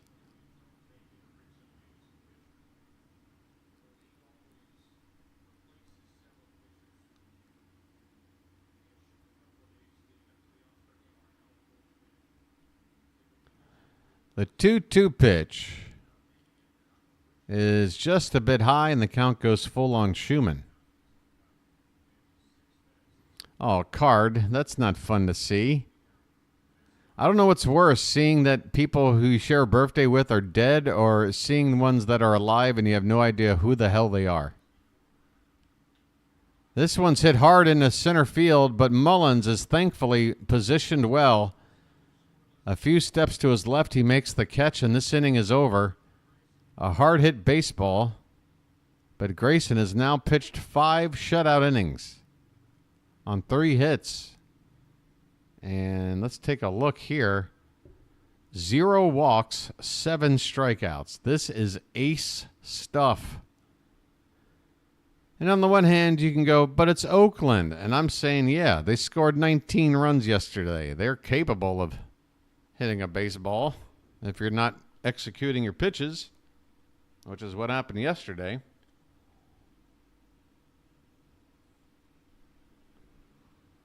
All right. Special lucky time.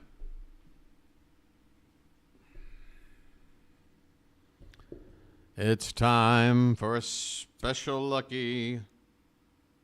Special lucky at 4:26 in the morning. It's not quite 4:20, but it's close enough. 4:26.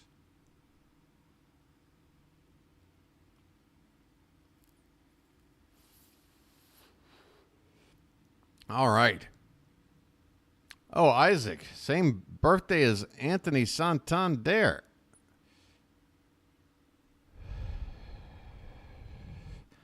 Remember when they tried to make Ronda Rousey like an actress? Oh, she's a triple threat. I don't know. She was barely a solo threat.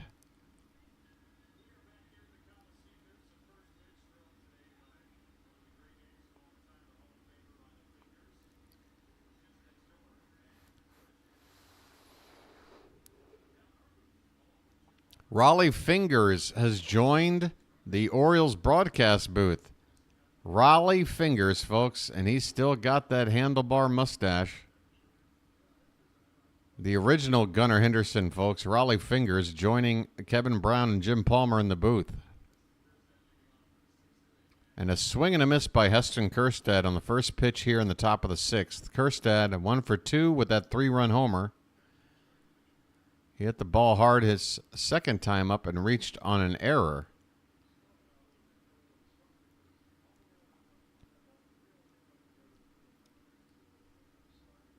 This pitch is in the dirt, 1-1 the count.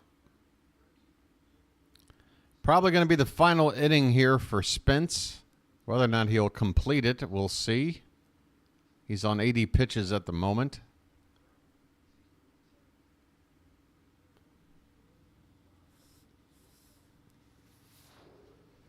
This one is fouled away on a pitch on the outside edge.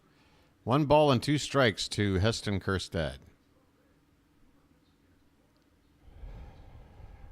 Oh, that is lovely. That is a lovely special lucky.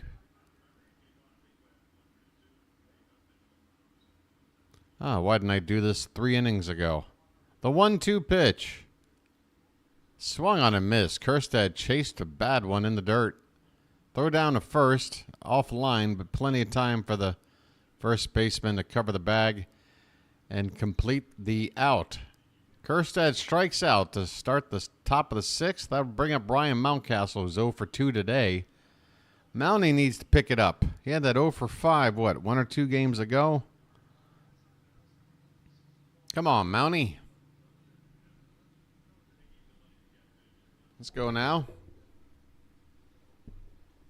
He takes one on the outside edge for a called strike. I really would like to sit here and listen in on what Raleigh Fingers is talking about. I'm sure he's talking about some of the glory days. Again, these Oakland A's had some really great years, as this pitch is fouled back by Mountie.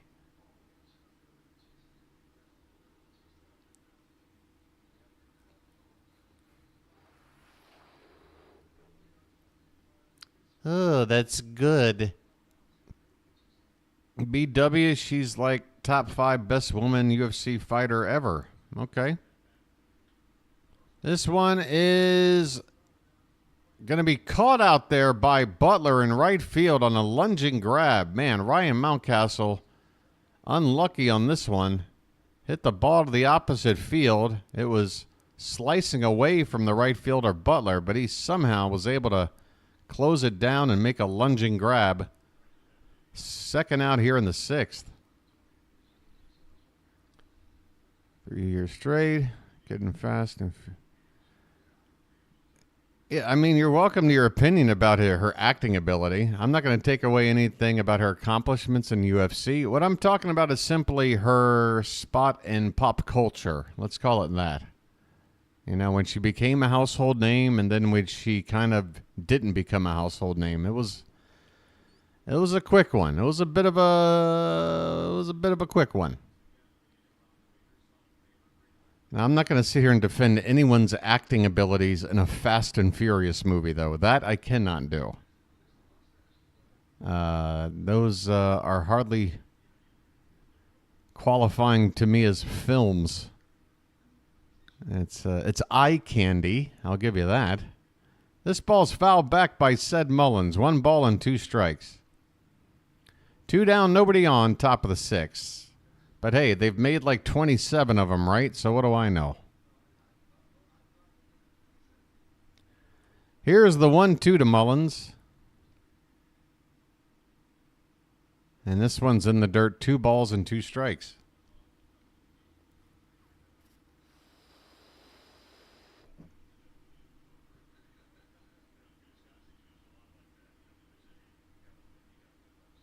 Why has everybody got to be using everybody, Card? I guess that's why I'm out here single. I'm not in the mood to use, and I'm not in the mood to be used. I kind of like calling my own shots, and I really don't feel like meddling in anybody else's affairs. 11 so far. All right. Can't wait for number 12. I'm sure they're going to really up the ante this time. I think the last time I saw a Fast and Furious trailer, they were in their cars swinging on vines like they were an Avatar or something. I don't even know what the hell's going on with that franchise. This one's hit in the air by Mullins to right field. Butler's going to chase it down once more. For out number 3, we go to the bottom of the 6th. The Orioles go quietly in the top half. They still have a 5-0 lead. And I don't know if Raleigh Fingers is done in the booth or not. I hope they bring him back for another half inning.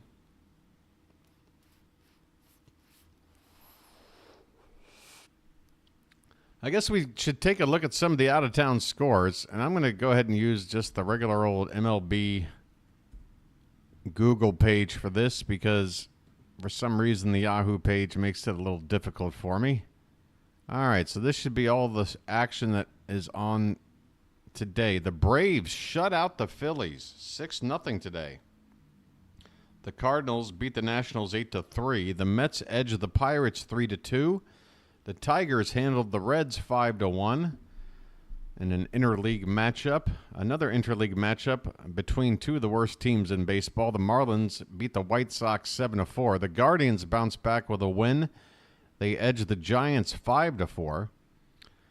Twins also with a one-run win over the Astros. That's a nice matchup. There's a lot of good series this weekend. Twins-Astros is a good one. 3-2 there. The Cubs shut out the Angels 5-0. The Rangers all over Tampa 13-2. The Royals destroyed Colorado 10-1. Everything else is going on now or later. You've got the Diamondbacks and Padres tied at 1 after 5 innings. Also a 1-1 game between Seattle and Toronto out west. And then the Dodgers are losing. The Brewers up 4-0 out there in L.A. And then you got coming up tonight, Yankees Red Sox on Sunday Night Baseball. Of course. Why not? Oh, and take a look at this. For me anyway, later tonight at 11:35 p.m., so that should be 12:35 p.m. for you guys for Monday. There's going to be some Monday afternoon baseball. So if you're a baseball fanatic like me, there's plenty of baseball to watch. Pirates and Mets coming up Monday afternoon. All right, here we go. Into the bottom of the 6th, J.J. Bleday at the plate. First pitch is ball 1, and the next, ball 2. And wow, looks like this graphic is a little bit ahead. Let's go back down here for a sec. As this one's off the plate. 3 balls and no strikes to J.J. Bleday.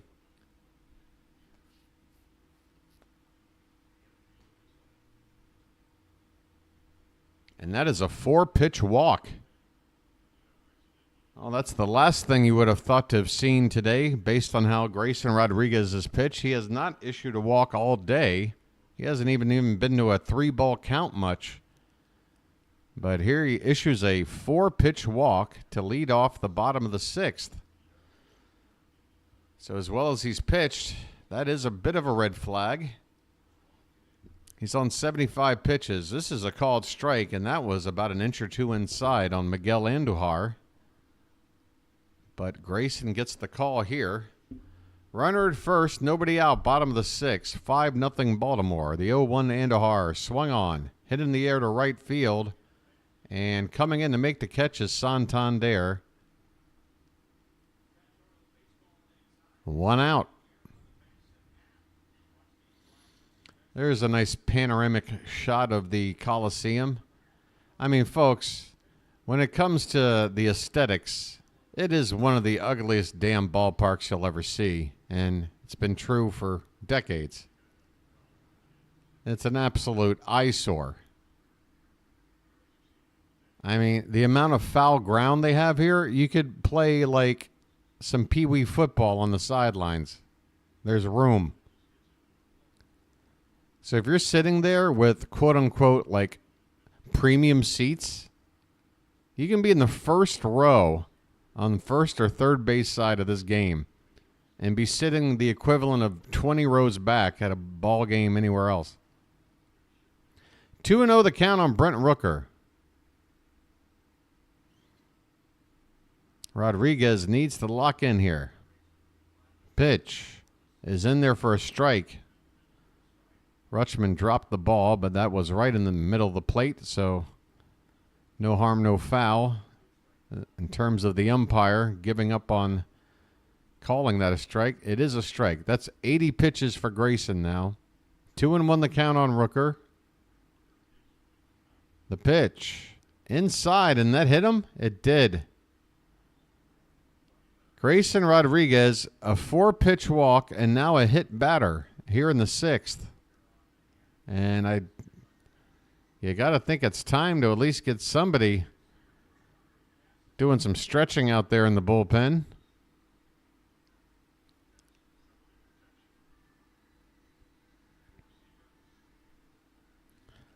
No intention on that, clearly. That one just got away a little bit, up and in. Tyler Soderstrom. Here comes Drew French. So if there is activity in the pen, this might be a way to help get the guys loose and ready a little quicker in case they need to replace Rodriguez in the next couple of batters. He'll surely stay out here to face Soderstrom with 2 on, 1 out. Double play ball could just make this nice and easy.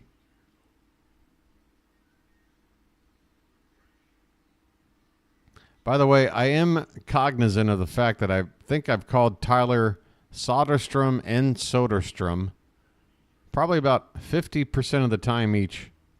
I can't decide which it is. Nice socks, though. Here's the first pitch to him. It's a breaking ball fouled off to the right. Grayson with the yacker on the first pitch.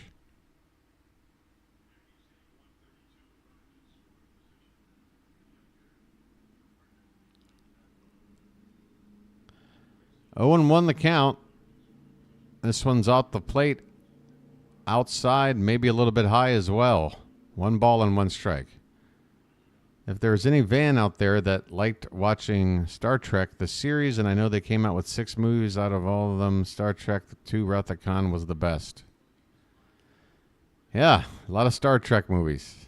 I think most people would say Wrath of Khan is the best. This one's off the plate, 2-1 the count. Although I did like one of the ones with the Next Generation crew. I can't remember the name of it, but it was like the first one that was just them. They had that one Star Trek movie, I think it was Generations, where it was like both casts. But it was that first one they made with the Patrick Stewart cast. I can't remember the name of it. Probably like mid-90s. I like that one too. 3-1 the count. And this ball is hit on the opposite field and down the baseline. It is fair. This is going to get Oakland on the board. Kerstad gets the ball back in. It's going to be an RBI double for Brent Rooker. And the middle runner will stop at third base. So second and third with 1 out. It is now 5-1. And Grayson Rodriguez has given up a 4-pitch walk, a hit batter, excuse me, and now a double here in this inning. I think it's safe to say that his ace-like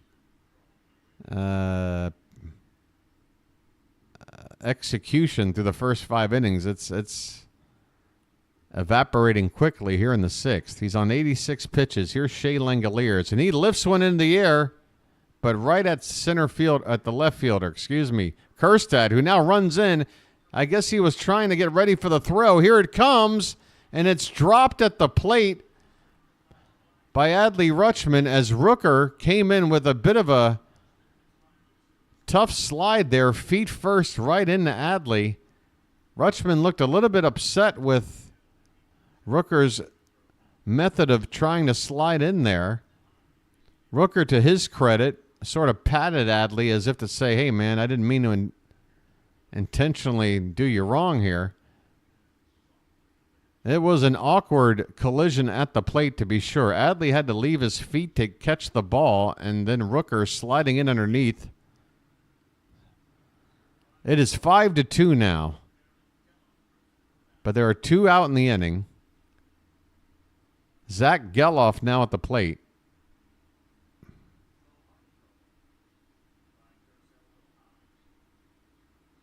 I'm sorry, you're looking at the worst part of this screen right now. Let me get you back up here. My apologies. This is strike 2 on a swing and a miss. 0-2 on Geloff. Jacob Webb is getting loose now for the Orioles.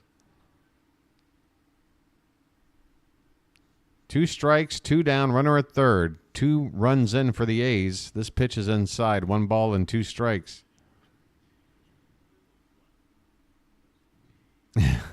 Back to Star Trek.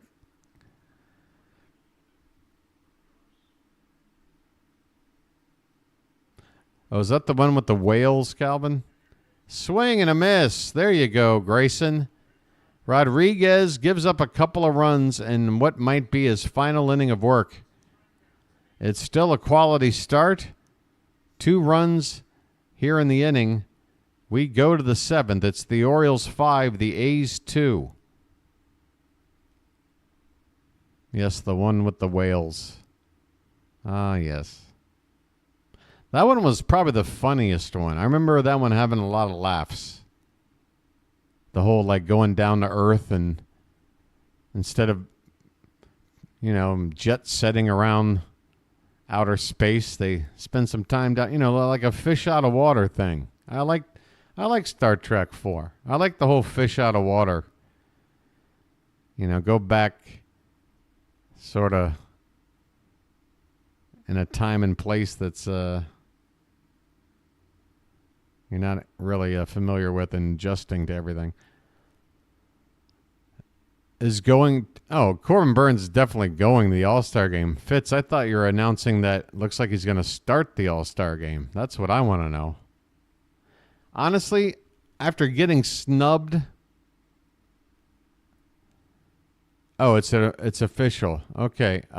Do we have any other announcements regarding reserves or other pitchers? Or is there an announcement about who's starting? Please let me know. I'm telling you, after Santander got snubbed, Corbin Burns should start. There should be 3 Orioles on that damn field to start that game. It would represent our record. It would represent our talent in both pitching and hitting. They should put Burns out there to start the damn game. Hey, JJ, what's up, buddy? Oh, don't just drop by. Hang out for a minute, man. We're playing Oakland. We're playing in the Coliseum for the final time. This is historic stuff, man. I'm feeling sentimental over here. If you love baseball, this franchise. Swing and a miss here by Ramon Urias. The first pitch of the inning was ball 1.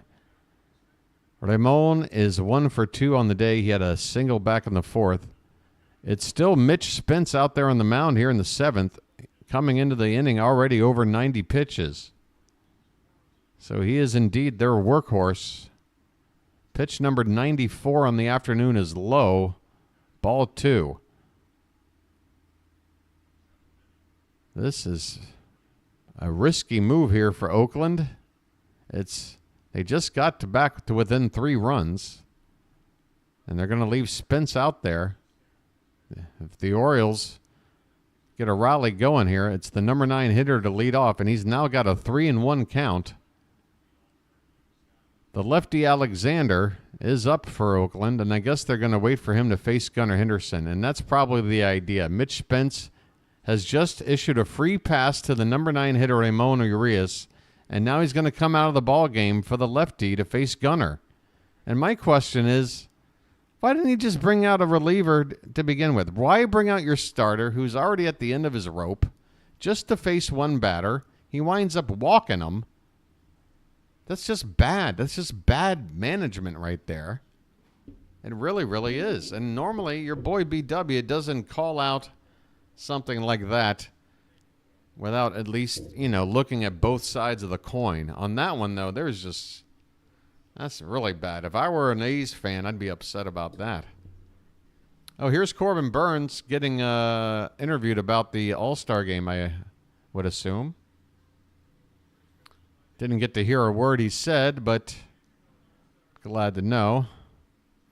Soren's back like that mysterious crotch rash. Hey, folks, Baltimore is not only Charm City. We lead all of America in sexually transmitted diseases. That's right. We're number one. We know how to spread it. That's right. That's why we're the land of crabs. I'm glad Charm City Chad has decided to go down this road, because now I can sit here and smoke the rest of this roach without feeling any sort of moral decay. I'm doing just fine. You guys sit there and talk about, some crotch issues, and I'll take a hit off this J.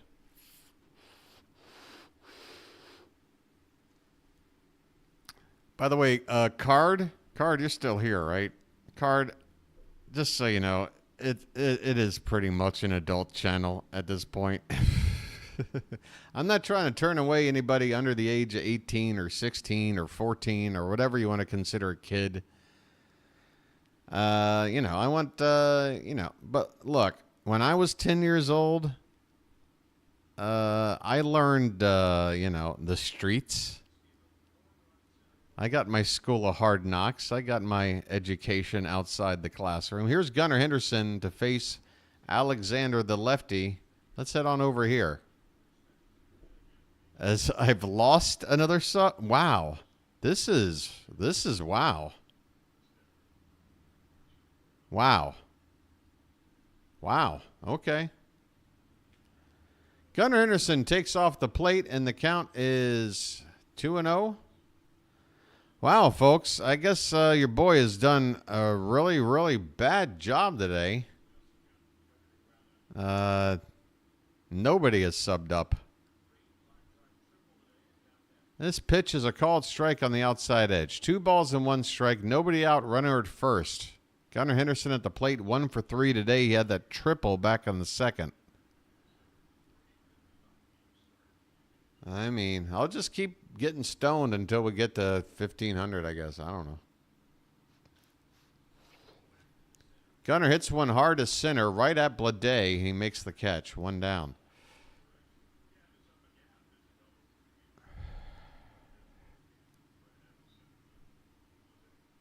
Yep, that's the plan. That is the plan. Adley Rutschman at the plate, 0 for 3 today.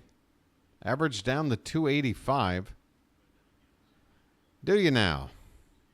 So we're going to take this lighthearted talk, and now you're just going to want to just go further and further down the sewer.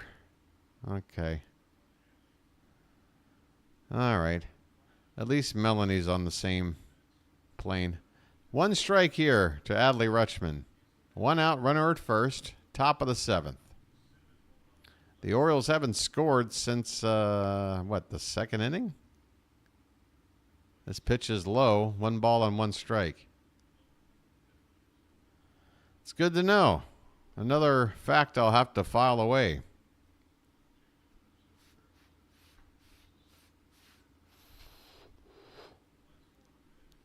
One ball and 1 strike. And this is swung on a miss. Rutschman goes after one low and away. 1-2 the count. Right-hander Bido. B-I-D-O. And Bido was his name-o. He's getting loose for Oakland.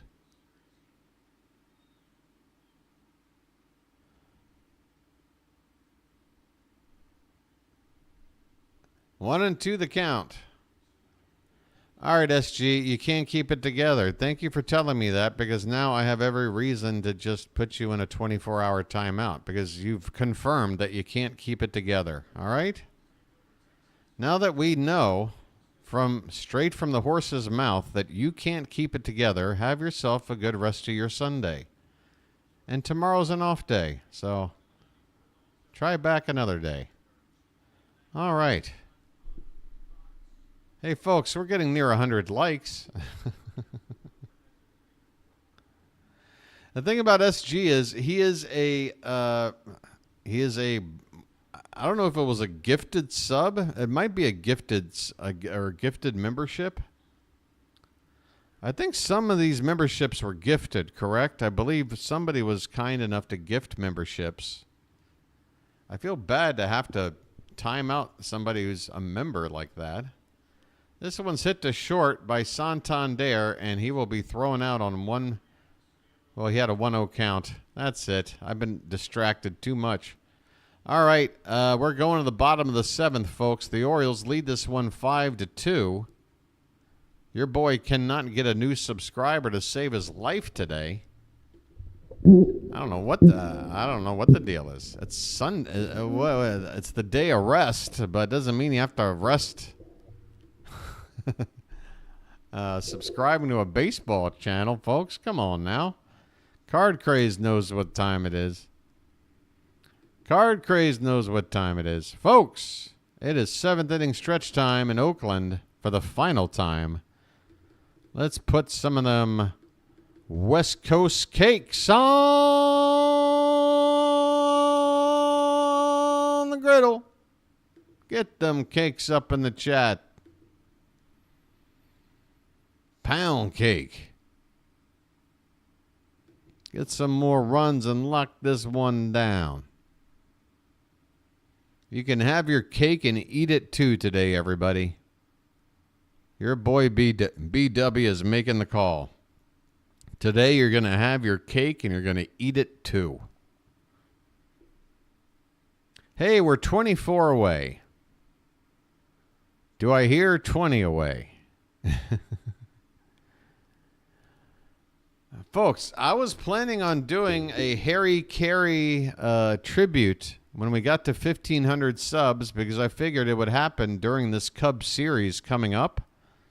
But if we're going to be on this rate, then there's not going to be any Harry Carey. There's not going to be any Harry Carey. Which I know is tough pill for a lot of people to swallow out there. Hey, I got one person in. Hey, 23 to go. Here we go.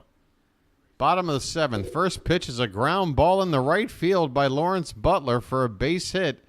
Grayson Rodriguez is still out there. We just did what the A's did. We kept a pitcher out here for a 7th inning of work. Grayson gives up a one-pitch hit.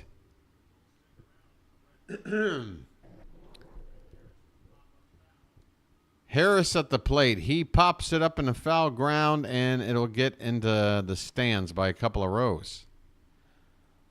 All right. I mean, I get it. They want Grayson to be the workhorse. They want Grayson to be able to go 100 pitches. I get it. And I also know our bullpen looked like crap yesterday, but it wasn't like we used everybody out of the pen. This pitch is in the dirt, gets away, and now we've got a wild pitch that allows the runner to go to second base, and that'll take away the double play possibility.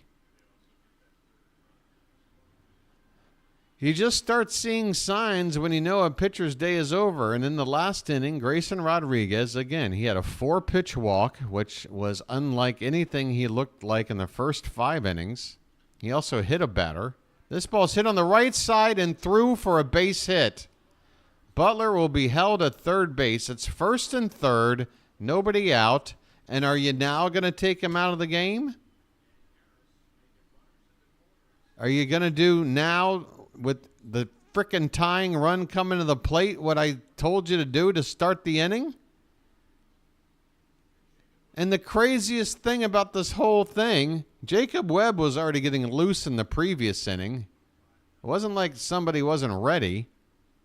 And then the A's made the mistake of sending Mitch Spence out there to start the top of the inning when he was already over 90 pitches. Didn't work out for him. So you had an example of what you just saw, and then you go and you do the same damn thing, and now look what you done did.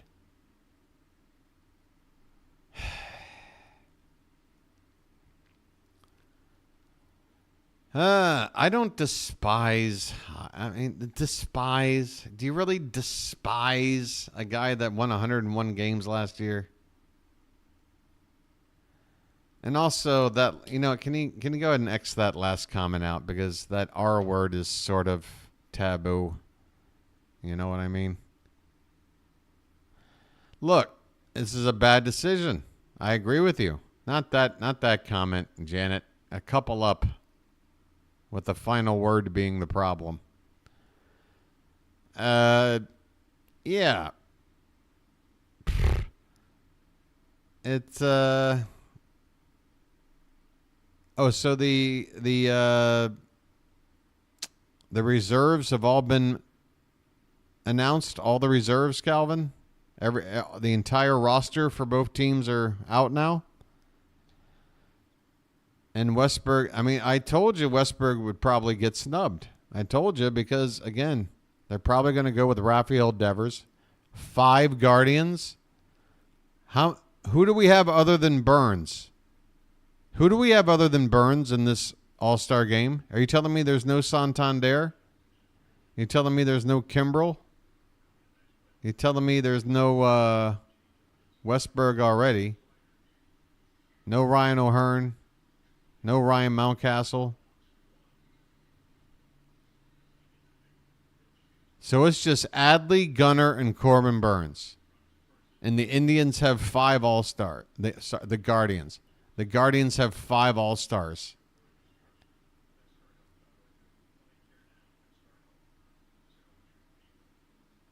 Jacob Webb, first pitch is high for ball 1. He comes into this ball game with runners at first and third, nobody out. Why are we getting hosed like this? Hey, Major League Baseball, you might want to market this team. They're kind of young and exciting. Here's a called strike at the top of the zone to Max Schumann. 1-1 the count. The Red Sox have 3, so we can match Boston. Here's a called strike. I'm sorry, last time I checked, at one point or another, we've had the best offense in the American League and the best team ERA. Now I don't know about that ERA after yesterday's game. Swing and a miss. Jacob Webb strikes out Schumann for a big first out, keeping the runners at first and third. The Tiger, well, is it 2 or is it 3? Yeah, thanks for Devers taking away Westberg's spot. Man, what a joke. Look at our record. Look at the stats for offense and pitching. Where's the representation? 2 guys had to get voted in. And, yeah, they're the best at their position. No argument from anybody. If Rutschman wasn't the starting catcher, there would be an investigation. That's how clear of a pick he is. So basically 2 clear picks. Corbin Burns, who, yeah, deserving, but that's it? 1-1 the count on J.J. Bleday. And he fouls one back, 1-2. Man, that pisses me off.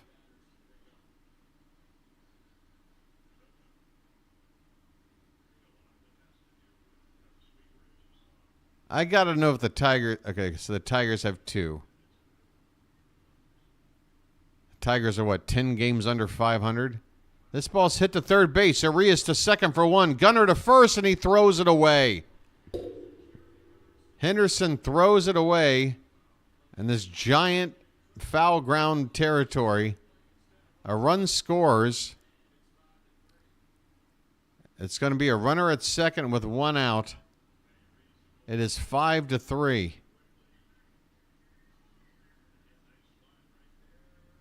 It should be 2 out, right? Hold on. That should be the second out. They're only saying 1 out on the TV. Okay, 2 out. 2 down in the inning, runner at second base. The Royals have 4.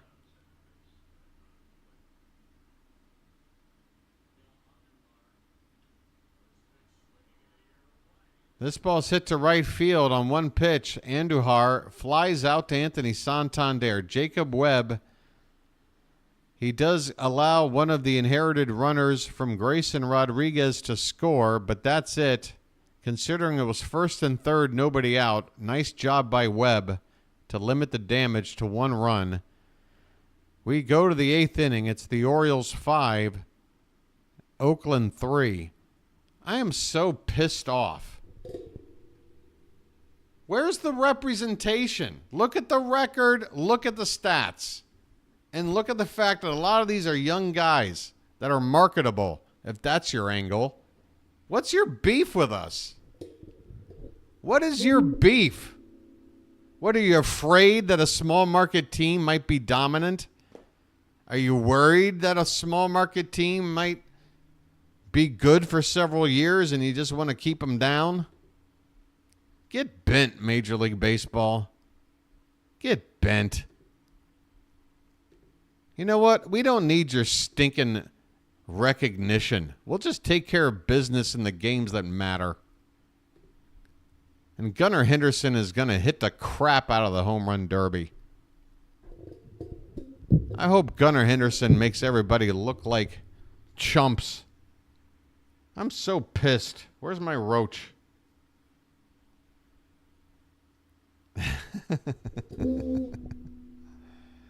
Hey, I did a rant. Now I am a real streamer. Now I am a real sports streamer. I'm ranting. Harumph, harumph, harumph. Some bullshit, man. Sorry.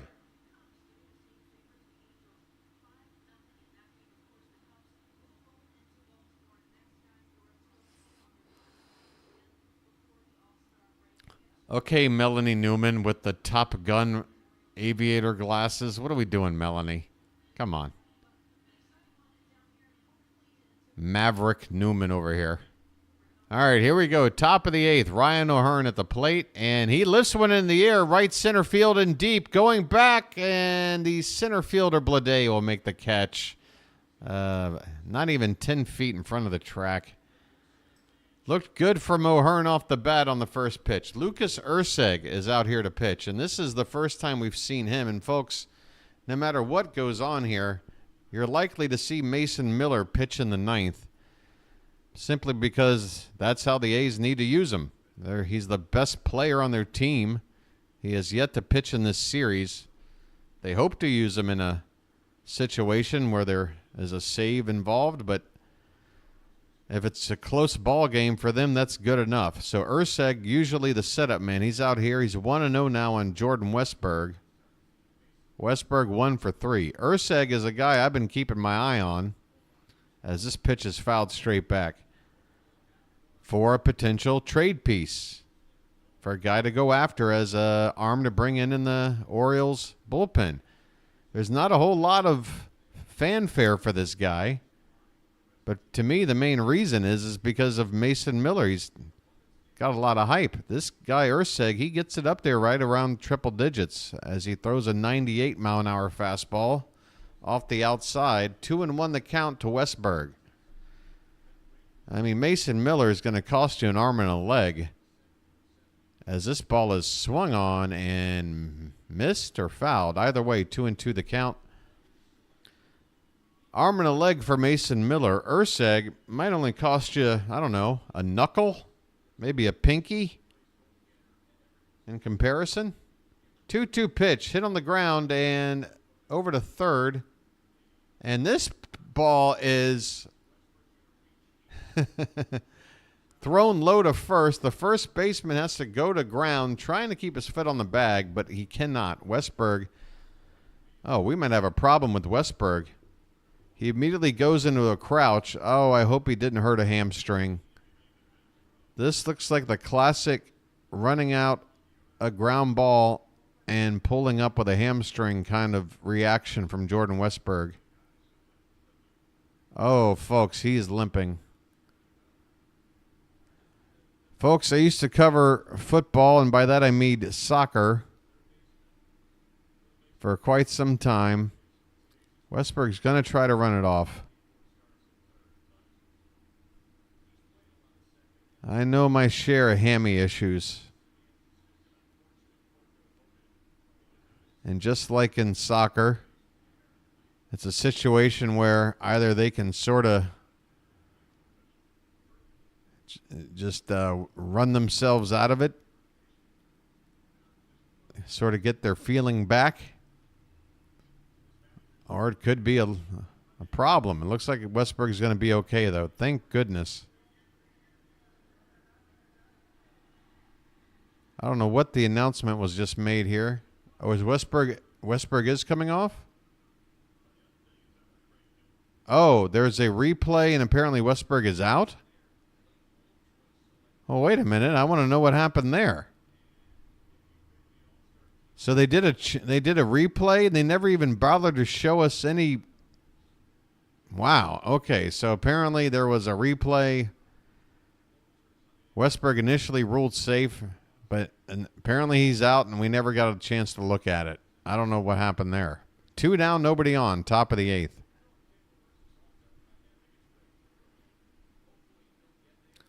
What comment above about the food? Oh, now you're going to make me scroll? Foot didn't come off the bag. Was it a challenge, Rob, or...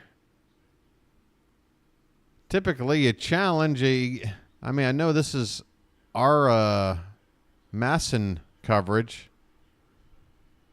They're not as invested in the outcome of the challenge, but you got to at least show a replay.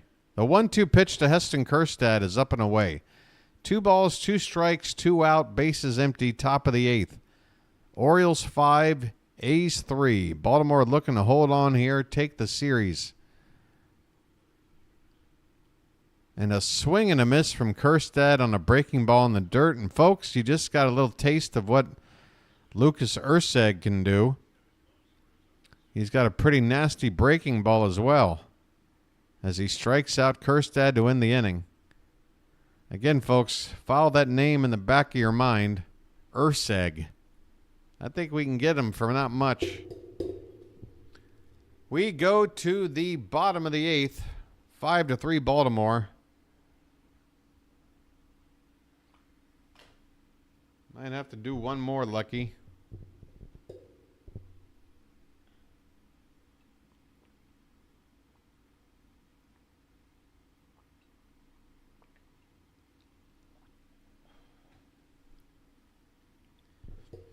You know what I would like to see? I would just like to go over the sub screen right now and just see just one up, just one number up. No, not a 1, not a 1. Oh boy, folks, we are flatlining today. We're flatlining. I mean, somebody grab the defibrillator. Clear.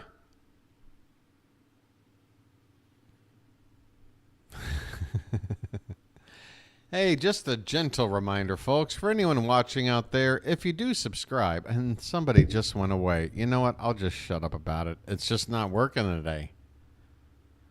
It's very odd. I don't know. Have I had an abrasive... have I been too abrasive today? Too obnoxious? I guess that's possible. I don't know. I feel like I've had worse days. I feel like I've made worse calls. Today just ain't working out. Yennier Cano is out here for the 8th inning. 43rd appearance of the season. It'll be the heart of the A's order. Rooker, Soderstrom, Langoliers. Pretty normal. All right. I don't know if that's good or bad. Austin Hayes is out to play left field in place of Heston Kjerstad. This pitch is popped up by Rooker to right field and shallow. Coming in is Santander, and he makes the catch. 1 out here in the 8th. The Orioles are 5 outs away from coming away with a series win in which the one game they would have lost, maybe their worst showing of the season. So still, when the chips are down, the Orioles usually find a way to come out of a series or a road trip or a homestand or a month, whatever segment or chunk of time you want to talk about. The Orioles, whenever they put up a dud or maybe go on a mini losing streak, they respond pretty well. This pitch is off the plate by Cano to Soderstrom. The count is 2-0 on him with 1 out in the bottom of the 8th. Hey there, Cujo.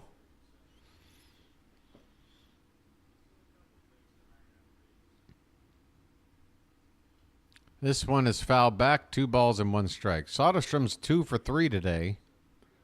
He does have an RBI.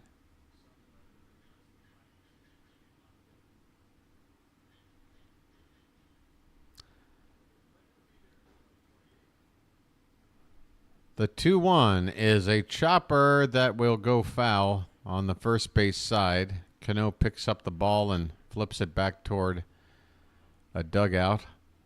Gets a new baseball. 2-2 count on Soderstrom.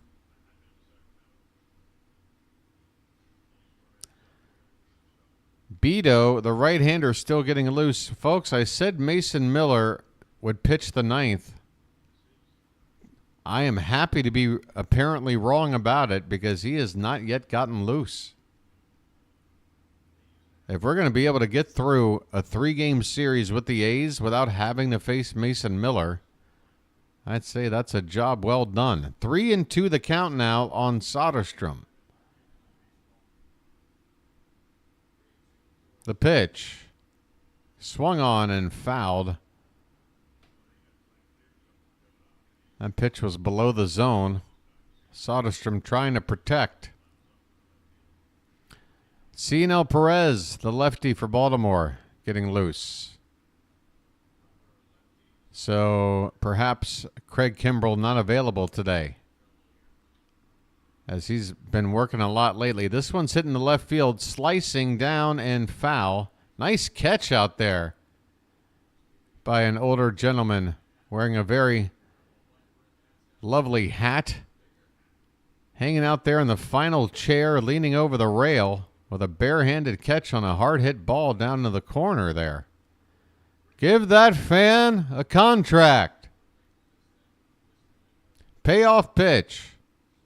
Bottom of the zone, and Cano cannot get the call, and he is bent over in shock, wondering why that pitch wasn't strike 3. With 1 out, that is a walk that will bring the tying run up to the plate.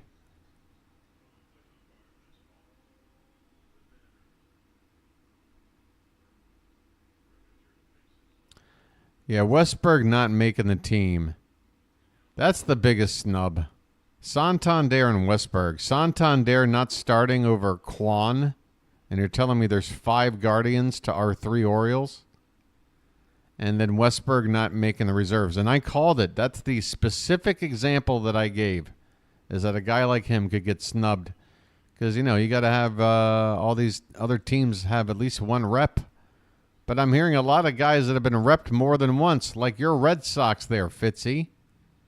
I'm sorry, Rafi Devers, nice season. But if you want Duran to play as well, then Devers needs to take a hike, and Westberg needs to be on the damn team. 2-1 the count on Langoliers. Gunnar is the starter.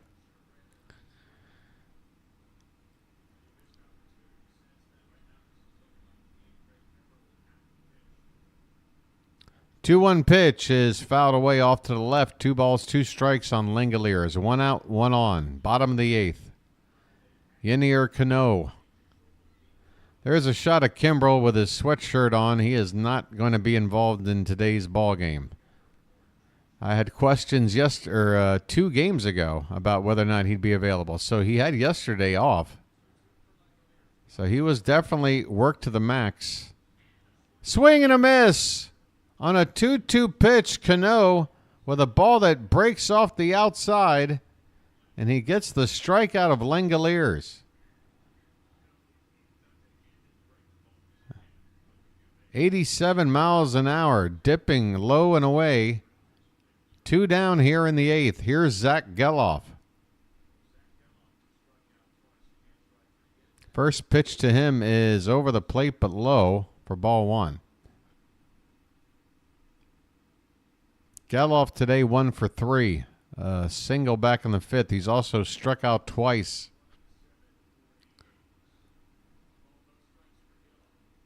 The 1-0 pitch is fouled away. Geloff only got a little piece of that one. So now Mason Miller is up. Aha. 1-1 the count on Geloff. And a beauty of a pitch there by Cano. Man, a sinker, 96. With some herky-jerky movement on it. 1-2 the count on Geloff. 2 down, runner at first. 1 strike away of taking this ball game to the 9th. The pitch. Inside, 2-2.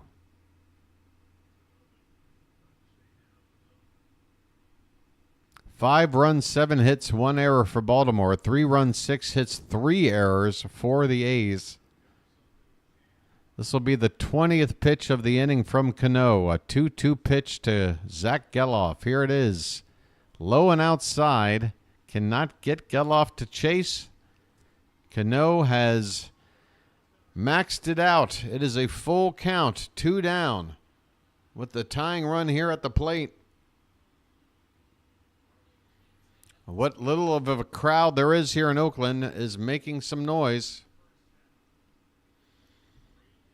Here comes the payoff pitch to Zach Geloff. Swung on and missed as Cano takes that stance, staring down the batter after a 97-mile-an-hour sinker drops just below the zone. And the Orioles are 8 innings through this game, still holding the lead. It's 5-3. My goodness, have not scored since the 3rd. Can't we just add a run or 2 here? I mean, if Kimbrel ain't going to pitch, I'm calling it. We're going to bat around in this next inning unless they bring out Mason Miller. If they bring out Mason Miller, we go 1-2-3. If they bring out this Bido guy, Bido, or whatever the hell, then we're going to bat around. One or the other. It's up to Oakland. Who do they want to bring out?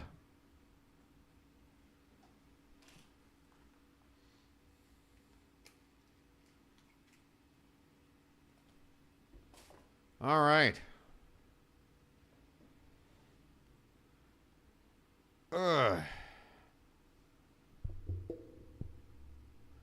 What are we talking about here? What's Matt up to? Make it impossible for MLB to ignore us. Are we making our voices heard? Who's Matt?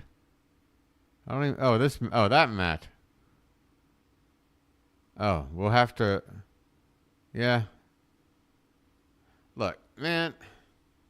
First of all, I don't mind being an underdog. I really don't.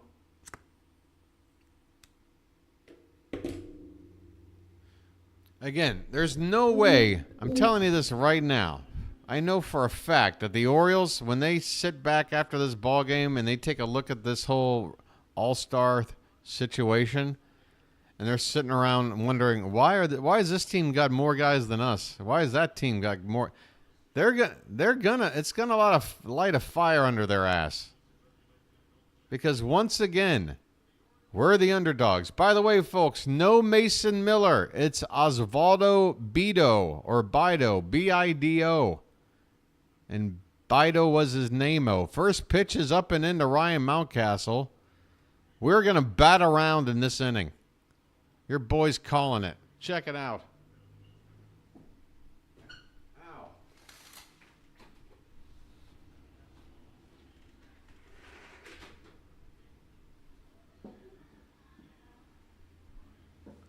Up and in on Mountcastle, 2-0 the count. You guys think I don't know what I'm talking about? Your boy's about to school everybody here right now. We are going to bat around in this inning.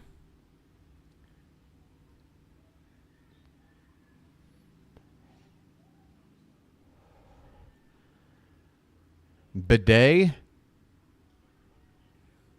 Bido? Bido? Like rhymes with widow? 3-0 the count on Mountcastle. And there's a called strike.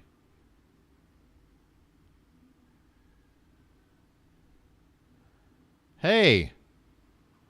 Well, Craig Kimbrell is getting loose. Okay. Kimmy's ready. I mean, we got a day off tomorrow. He didn't pitch yesterday. Let's do this. 3-2 the count on Mountcastle. And this one is foul back. We'll do it again. Mountie 0 for 3 today. He's been scuffling a bit lately after some time away from injury. His first game back, he had a couple of hits, if I remember, but since then, as he fouls this one at the plate, it's still 3-2. Leading off the top of the ninth, 5-3 Orioles.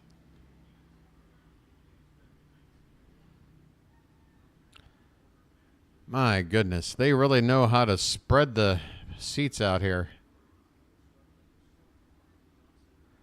Whoa, this pitch gets away all the way to the backstop. Wild thing. You make my heart sing.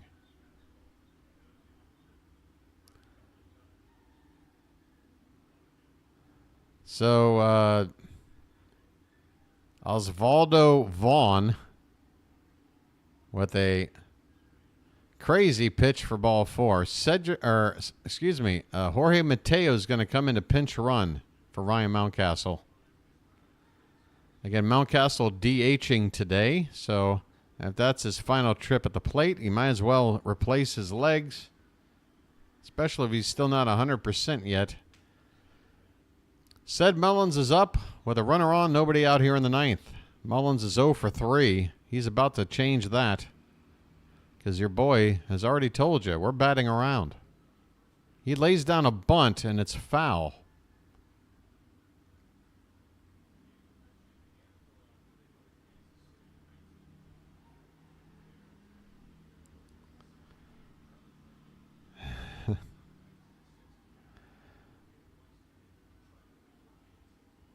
Mateo with a 2-run lead should be thinking about stealing here. He fakes taking off. Mullins gets into one. If this one's fair, it's gone, but this is probably foul. It's a foul ball. Mullins had the distance. It's been a swing we've seen from him a lot lately when he's been hitting the home run ball. He's been hitting it down that right field line. Sometimes it stays fair by a few feet. Sometimes it goes foul by a few feet. That time it went foul. 0-2 the count. And this pitch is a pitch out. Wow. How about that? The seldom seen in contemporary baseball pitch out. 1 ball and 2 strikes. Mateo, by the way, was not running, obviously. And now a check on Mateo. He's back in with a slide.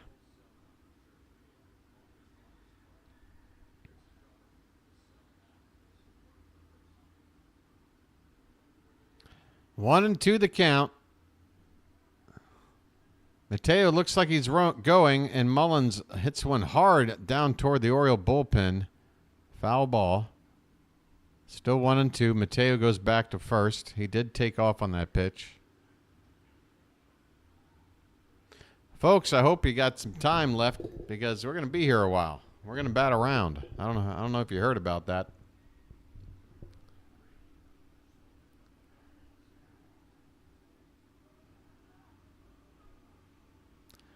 Another 1-2 to Mullins is swung on and missed. Ah, boy. That one was off the plate by about 5-6 inches. Mullins chases. One away.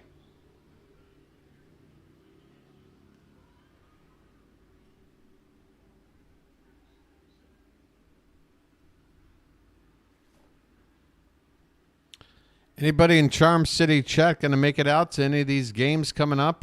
The Cubs or the Yankees? I mean, sounds like either series would be fun to go check out.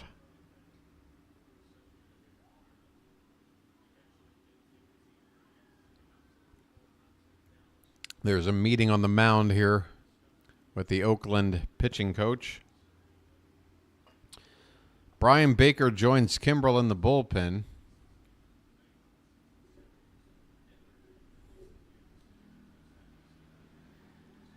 Rob, if it's a might, you got to make it a must. Get on out to the ballpark. Drown out those Yankee fans. All right, this pitch is spiked in the dirt right after a mound meeting.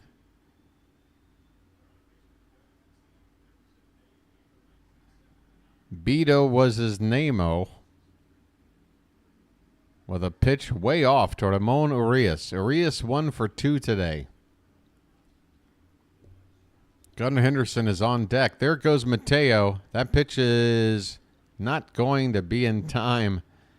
Pitch was up and away, almost like a pitch out. But it didn't matter. Mateo able to beat out the throw. That is his 13th steal of the season in 15 tries. So an insurance run now in scoring position, and also the double play no longer in order.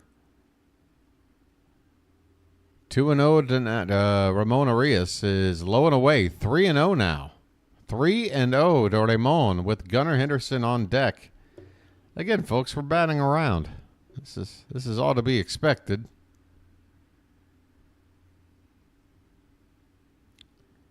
Here's the 3-0 to Urias, taken all the way for a strike.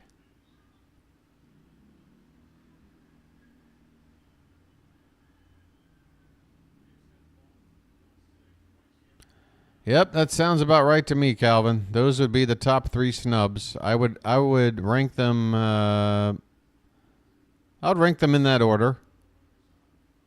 As this ball goes all the way to the backstop, Urias takes ball 4, and Mateo is able to move up to third base on the wild pitch. First and third, 1 out.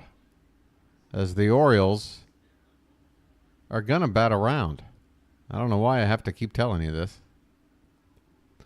Yeah, you got to consider Santander the biggest snub because I mean he had the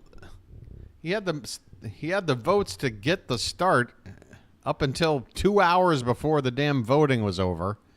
He had the hottest damn month of July or month of June ever. If he just missed out on the votes, how do you not just go ahead and get him a spot? Here's a called strike to Gunnar Henderson. Oh, my goodness. Gunnar's at the plate. Let's go back on over here to the very exciting jumping like a Mexican jumping bean subscreen over here. 0-1 pitch to Gunnar is a check swing, and he went around. 0-2 the count.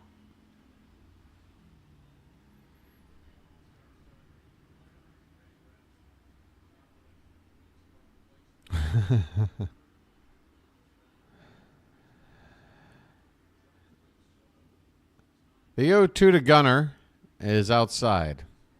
Gunnar able to lay off a pitch that was just off the outside. 1 ball and 2 strikes.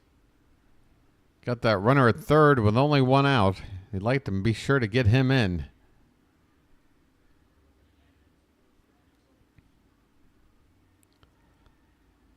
The 1-2 is lifted in the air and foul off to the left. Still 1-2 on Henderson here in the top of the ninth. The Orioles ahead 5-3.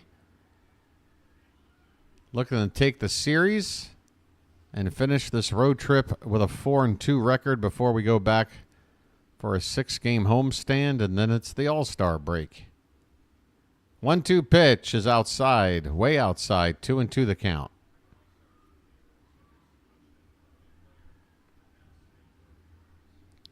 I'm feeling a gunner bomb coming. 255 of you in here. Welcome in, everybody. For some Sunday afternoon baseball, the Orioles are playing what could be their final inning in the history of this Oakland A's franchise out here at the Oakland Alameda County Coliseum. Decades of games watched out here. When we go out west, this is it. The final inning. A 2-2 pitch. Swung on in line. Base hit up the middle by Henderson. Mateo can walk home from third base. RBI single for Gunner, and the Orioles get a big insurance run. It's now 6-3. That ball was 109 miles an hour off the bat. Smoked right back up the middle.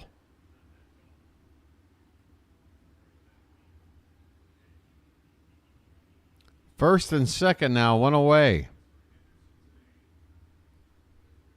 And that'll bring up Adley Rutschman, who's due. He's 0 for 4 today. And his average has dropped down into the 280s. First pitch to him, check swing. He did not go on a pitch low and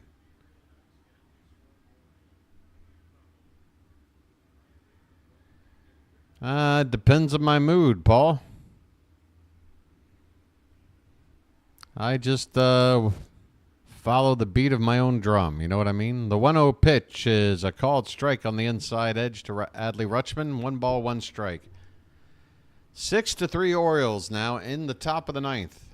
First and second, 1 out. Brian Baker still getting loose. So in this situation, Kimbrel would come in if we can't score anymore. If we do, it'd probably be Baker. This ball's popped up. Shortstop in the outfield grass makes the catch, and there are 2 down. Calvin, I would assume less than 10,000, but it's hard to tell because the stadium is so large, and every section does have a handful of people. Anthony Santander, folks, your last chance to get some taters up in the chat. This could be the final AB by a Baltimore Oriole here in Oakland. Tony 2 for 4 today, and he fouls the first pitch straight back to the screen. Folks, if you're just tuning in, we're on the sub screen right now because that's where we like to be for an Orioles rally. It is our rally screen. It has brought us plenty of luck. Normally I've got some information up there on the board, but I'm calling this like a radio guy. Letting you know the deal. We got 2 down, 2 on, and an 0-1 pitch to Santander. That's a called strike on the outside corner. And Tony's in the hole 0-2. 6-3 Orioles in the top of the ninth. Crowd making noise. Boy, you got to respect this loyal Oakland fan base, what's left of them. As this pitch is fouled back. Still no balls and 2 strikes on Santander. 60 years ago today, Brooks Robinson won the All-Star Game MVP while playing on the losing team.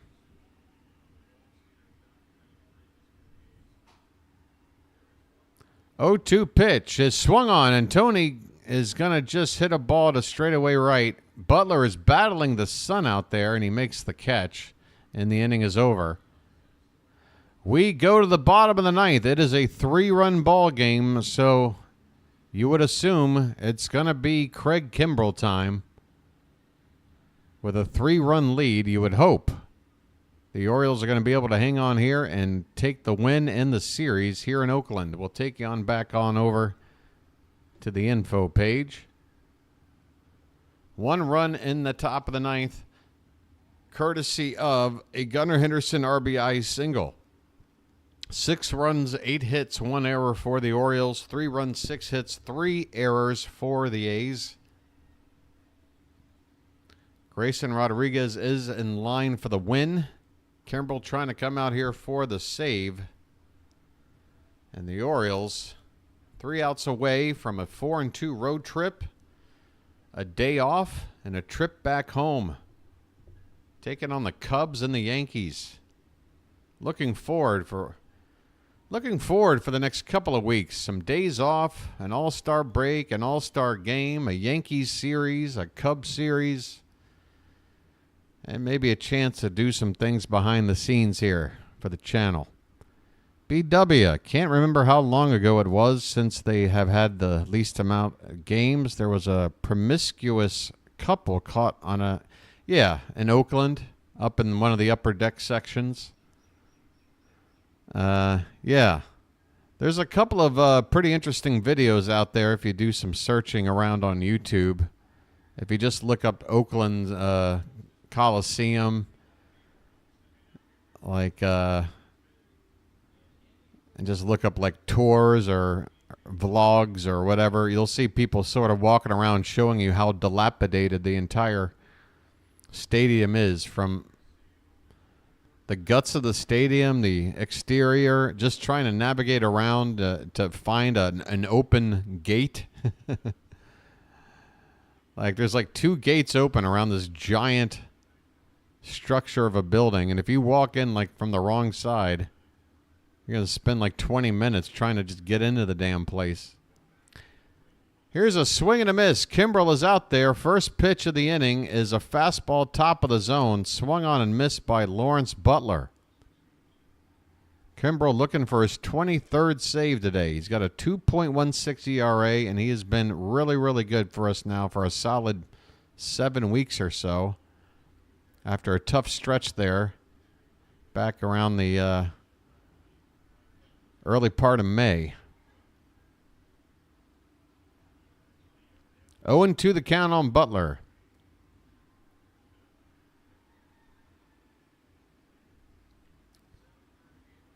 The pitch is a swing and a miss. Kimbrel wastes no time. A 3-pitch strikeout of Butler to begin the 9th.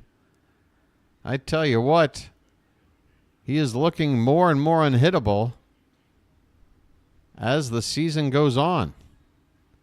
This is the Kimbrel I want to see in the postseason. This version of Kimbrel I've seen lately. Kyle McCann is going to come up to pinch hit. Left-handed hitter. .291 average.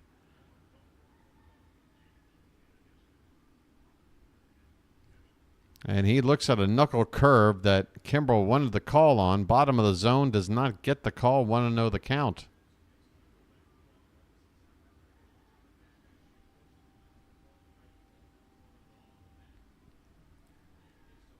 The pitch. There's another knuckle curve. This one's in the zone. 1 ball, 1 strike.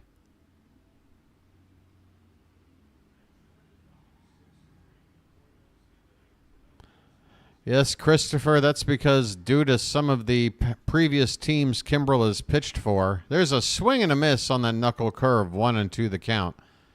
Due to some of the fans who are unhappy, former Kimbrel fans, he goes without a photo. He's in the witness protection program. 1-2 the count on McCann. This pitch is up and away for ball 2. 2 balls, 2 strikes, 1 out here in the 9th. And I can see the sunlight starting to rise up here behind me over my shoulder. 5:41 a.m. your boys' time. Swing and a miss. A fastball up and away. McCann went after it. And Kimbrel has struck out the 2 first batters here in the 9th.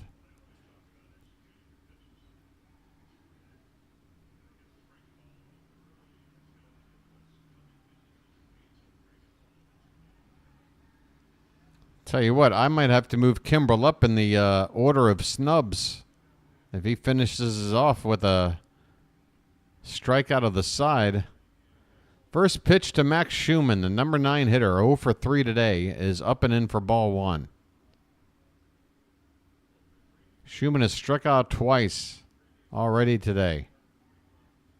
He doesn't have a photo either. There's a called strike at the bottom of the zone.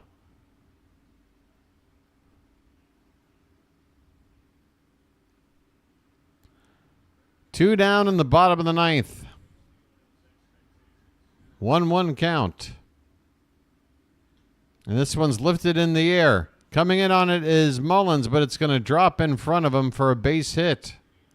Max Schumann keeps the game alive and turns the lineup over with a 2-out single. The A's will still have the tying run on deck. Not at the plate. Not yet. J.J. Bleday 0 for 3 with a walk today.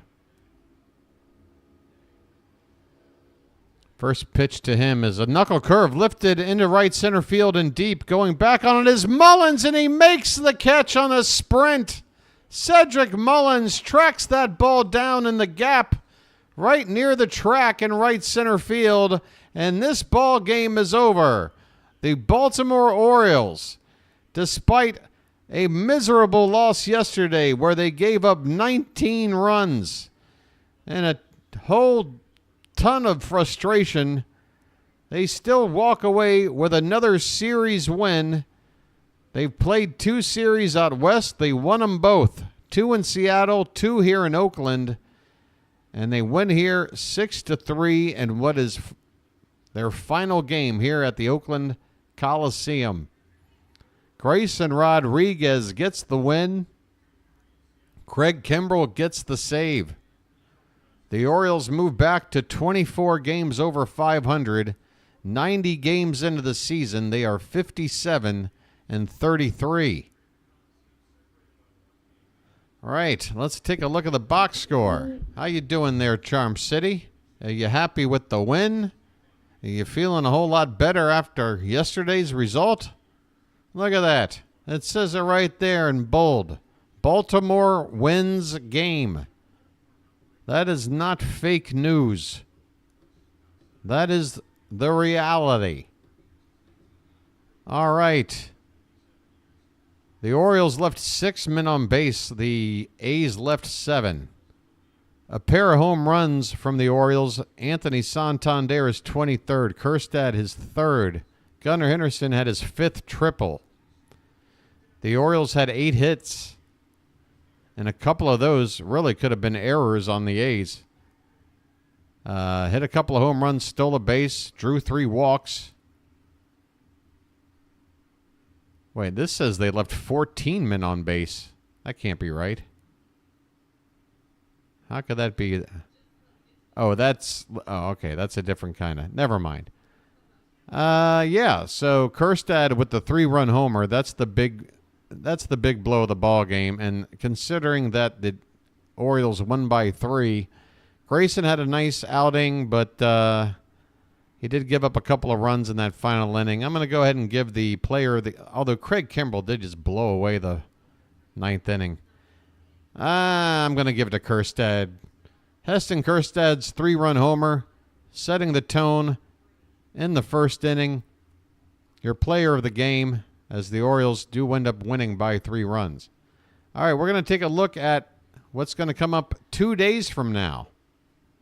That's right, 2 days from now, the Cubs are coming to town. And I want to know what the hell's going on here.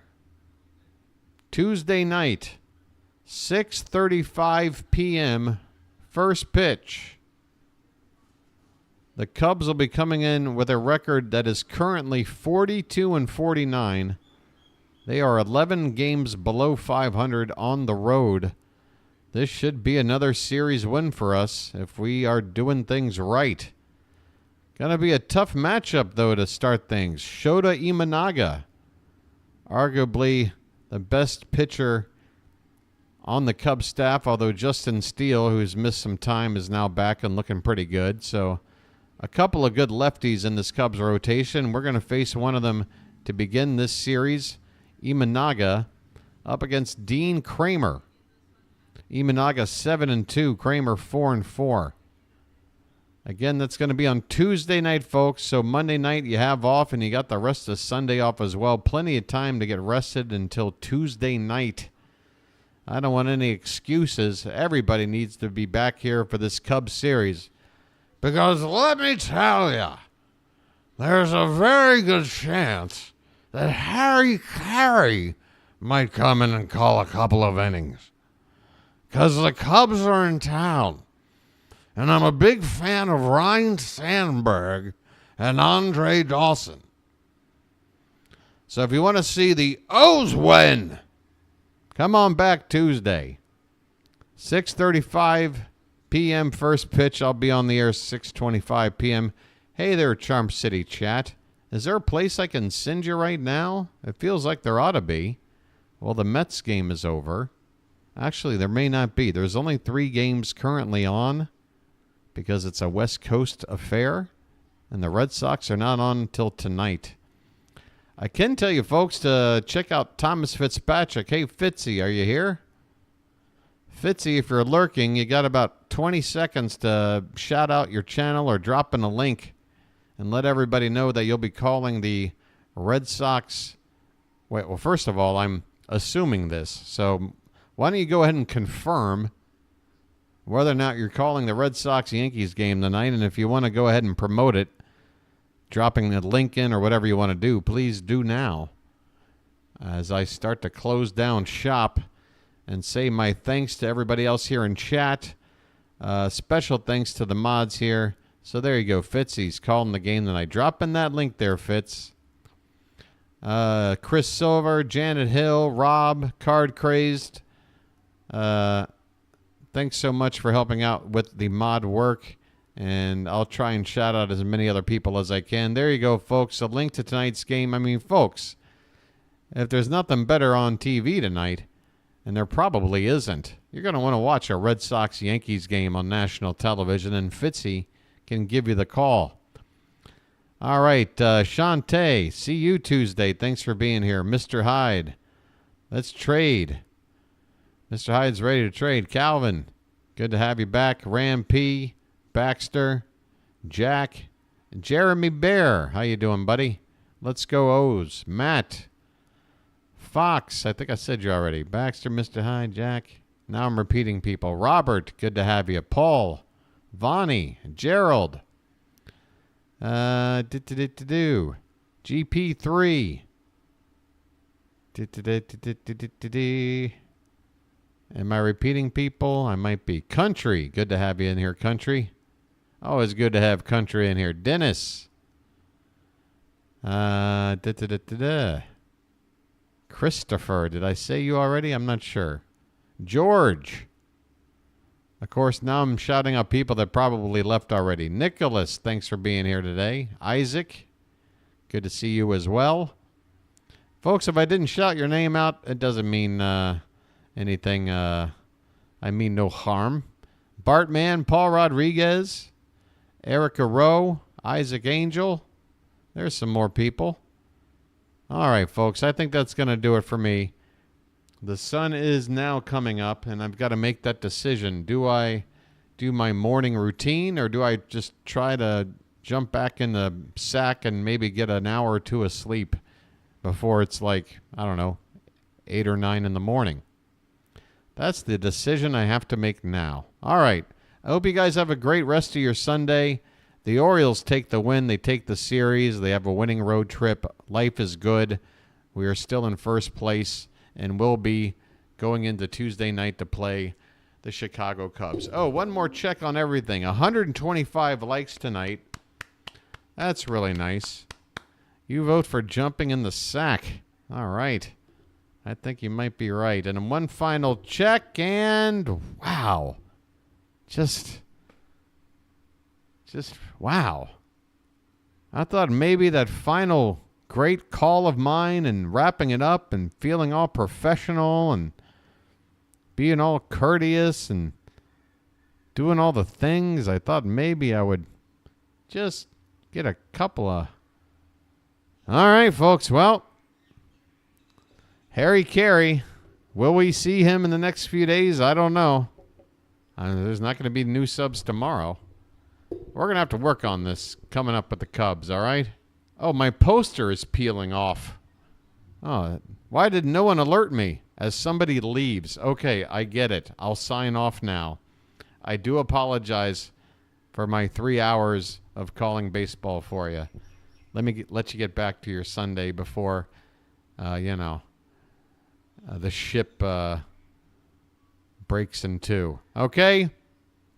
Tuesday, we hit 1490. I believe you, Fox. Let's do it. All right, guys, I'm out of here. Have a good rest of your day. This has been the Bird Watcher, and I'll chirp at you later. Goodbye, everybody.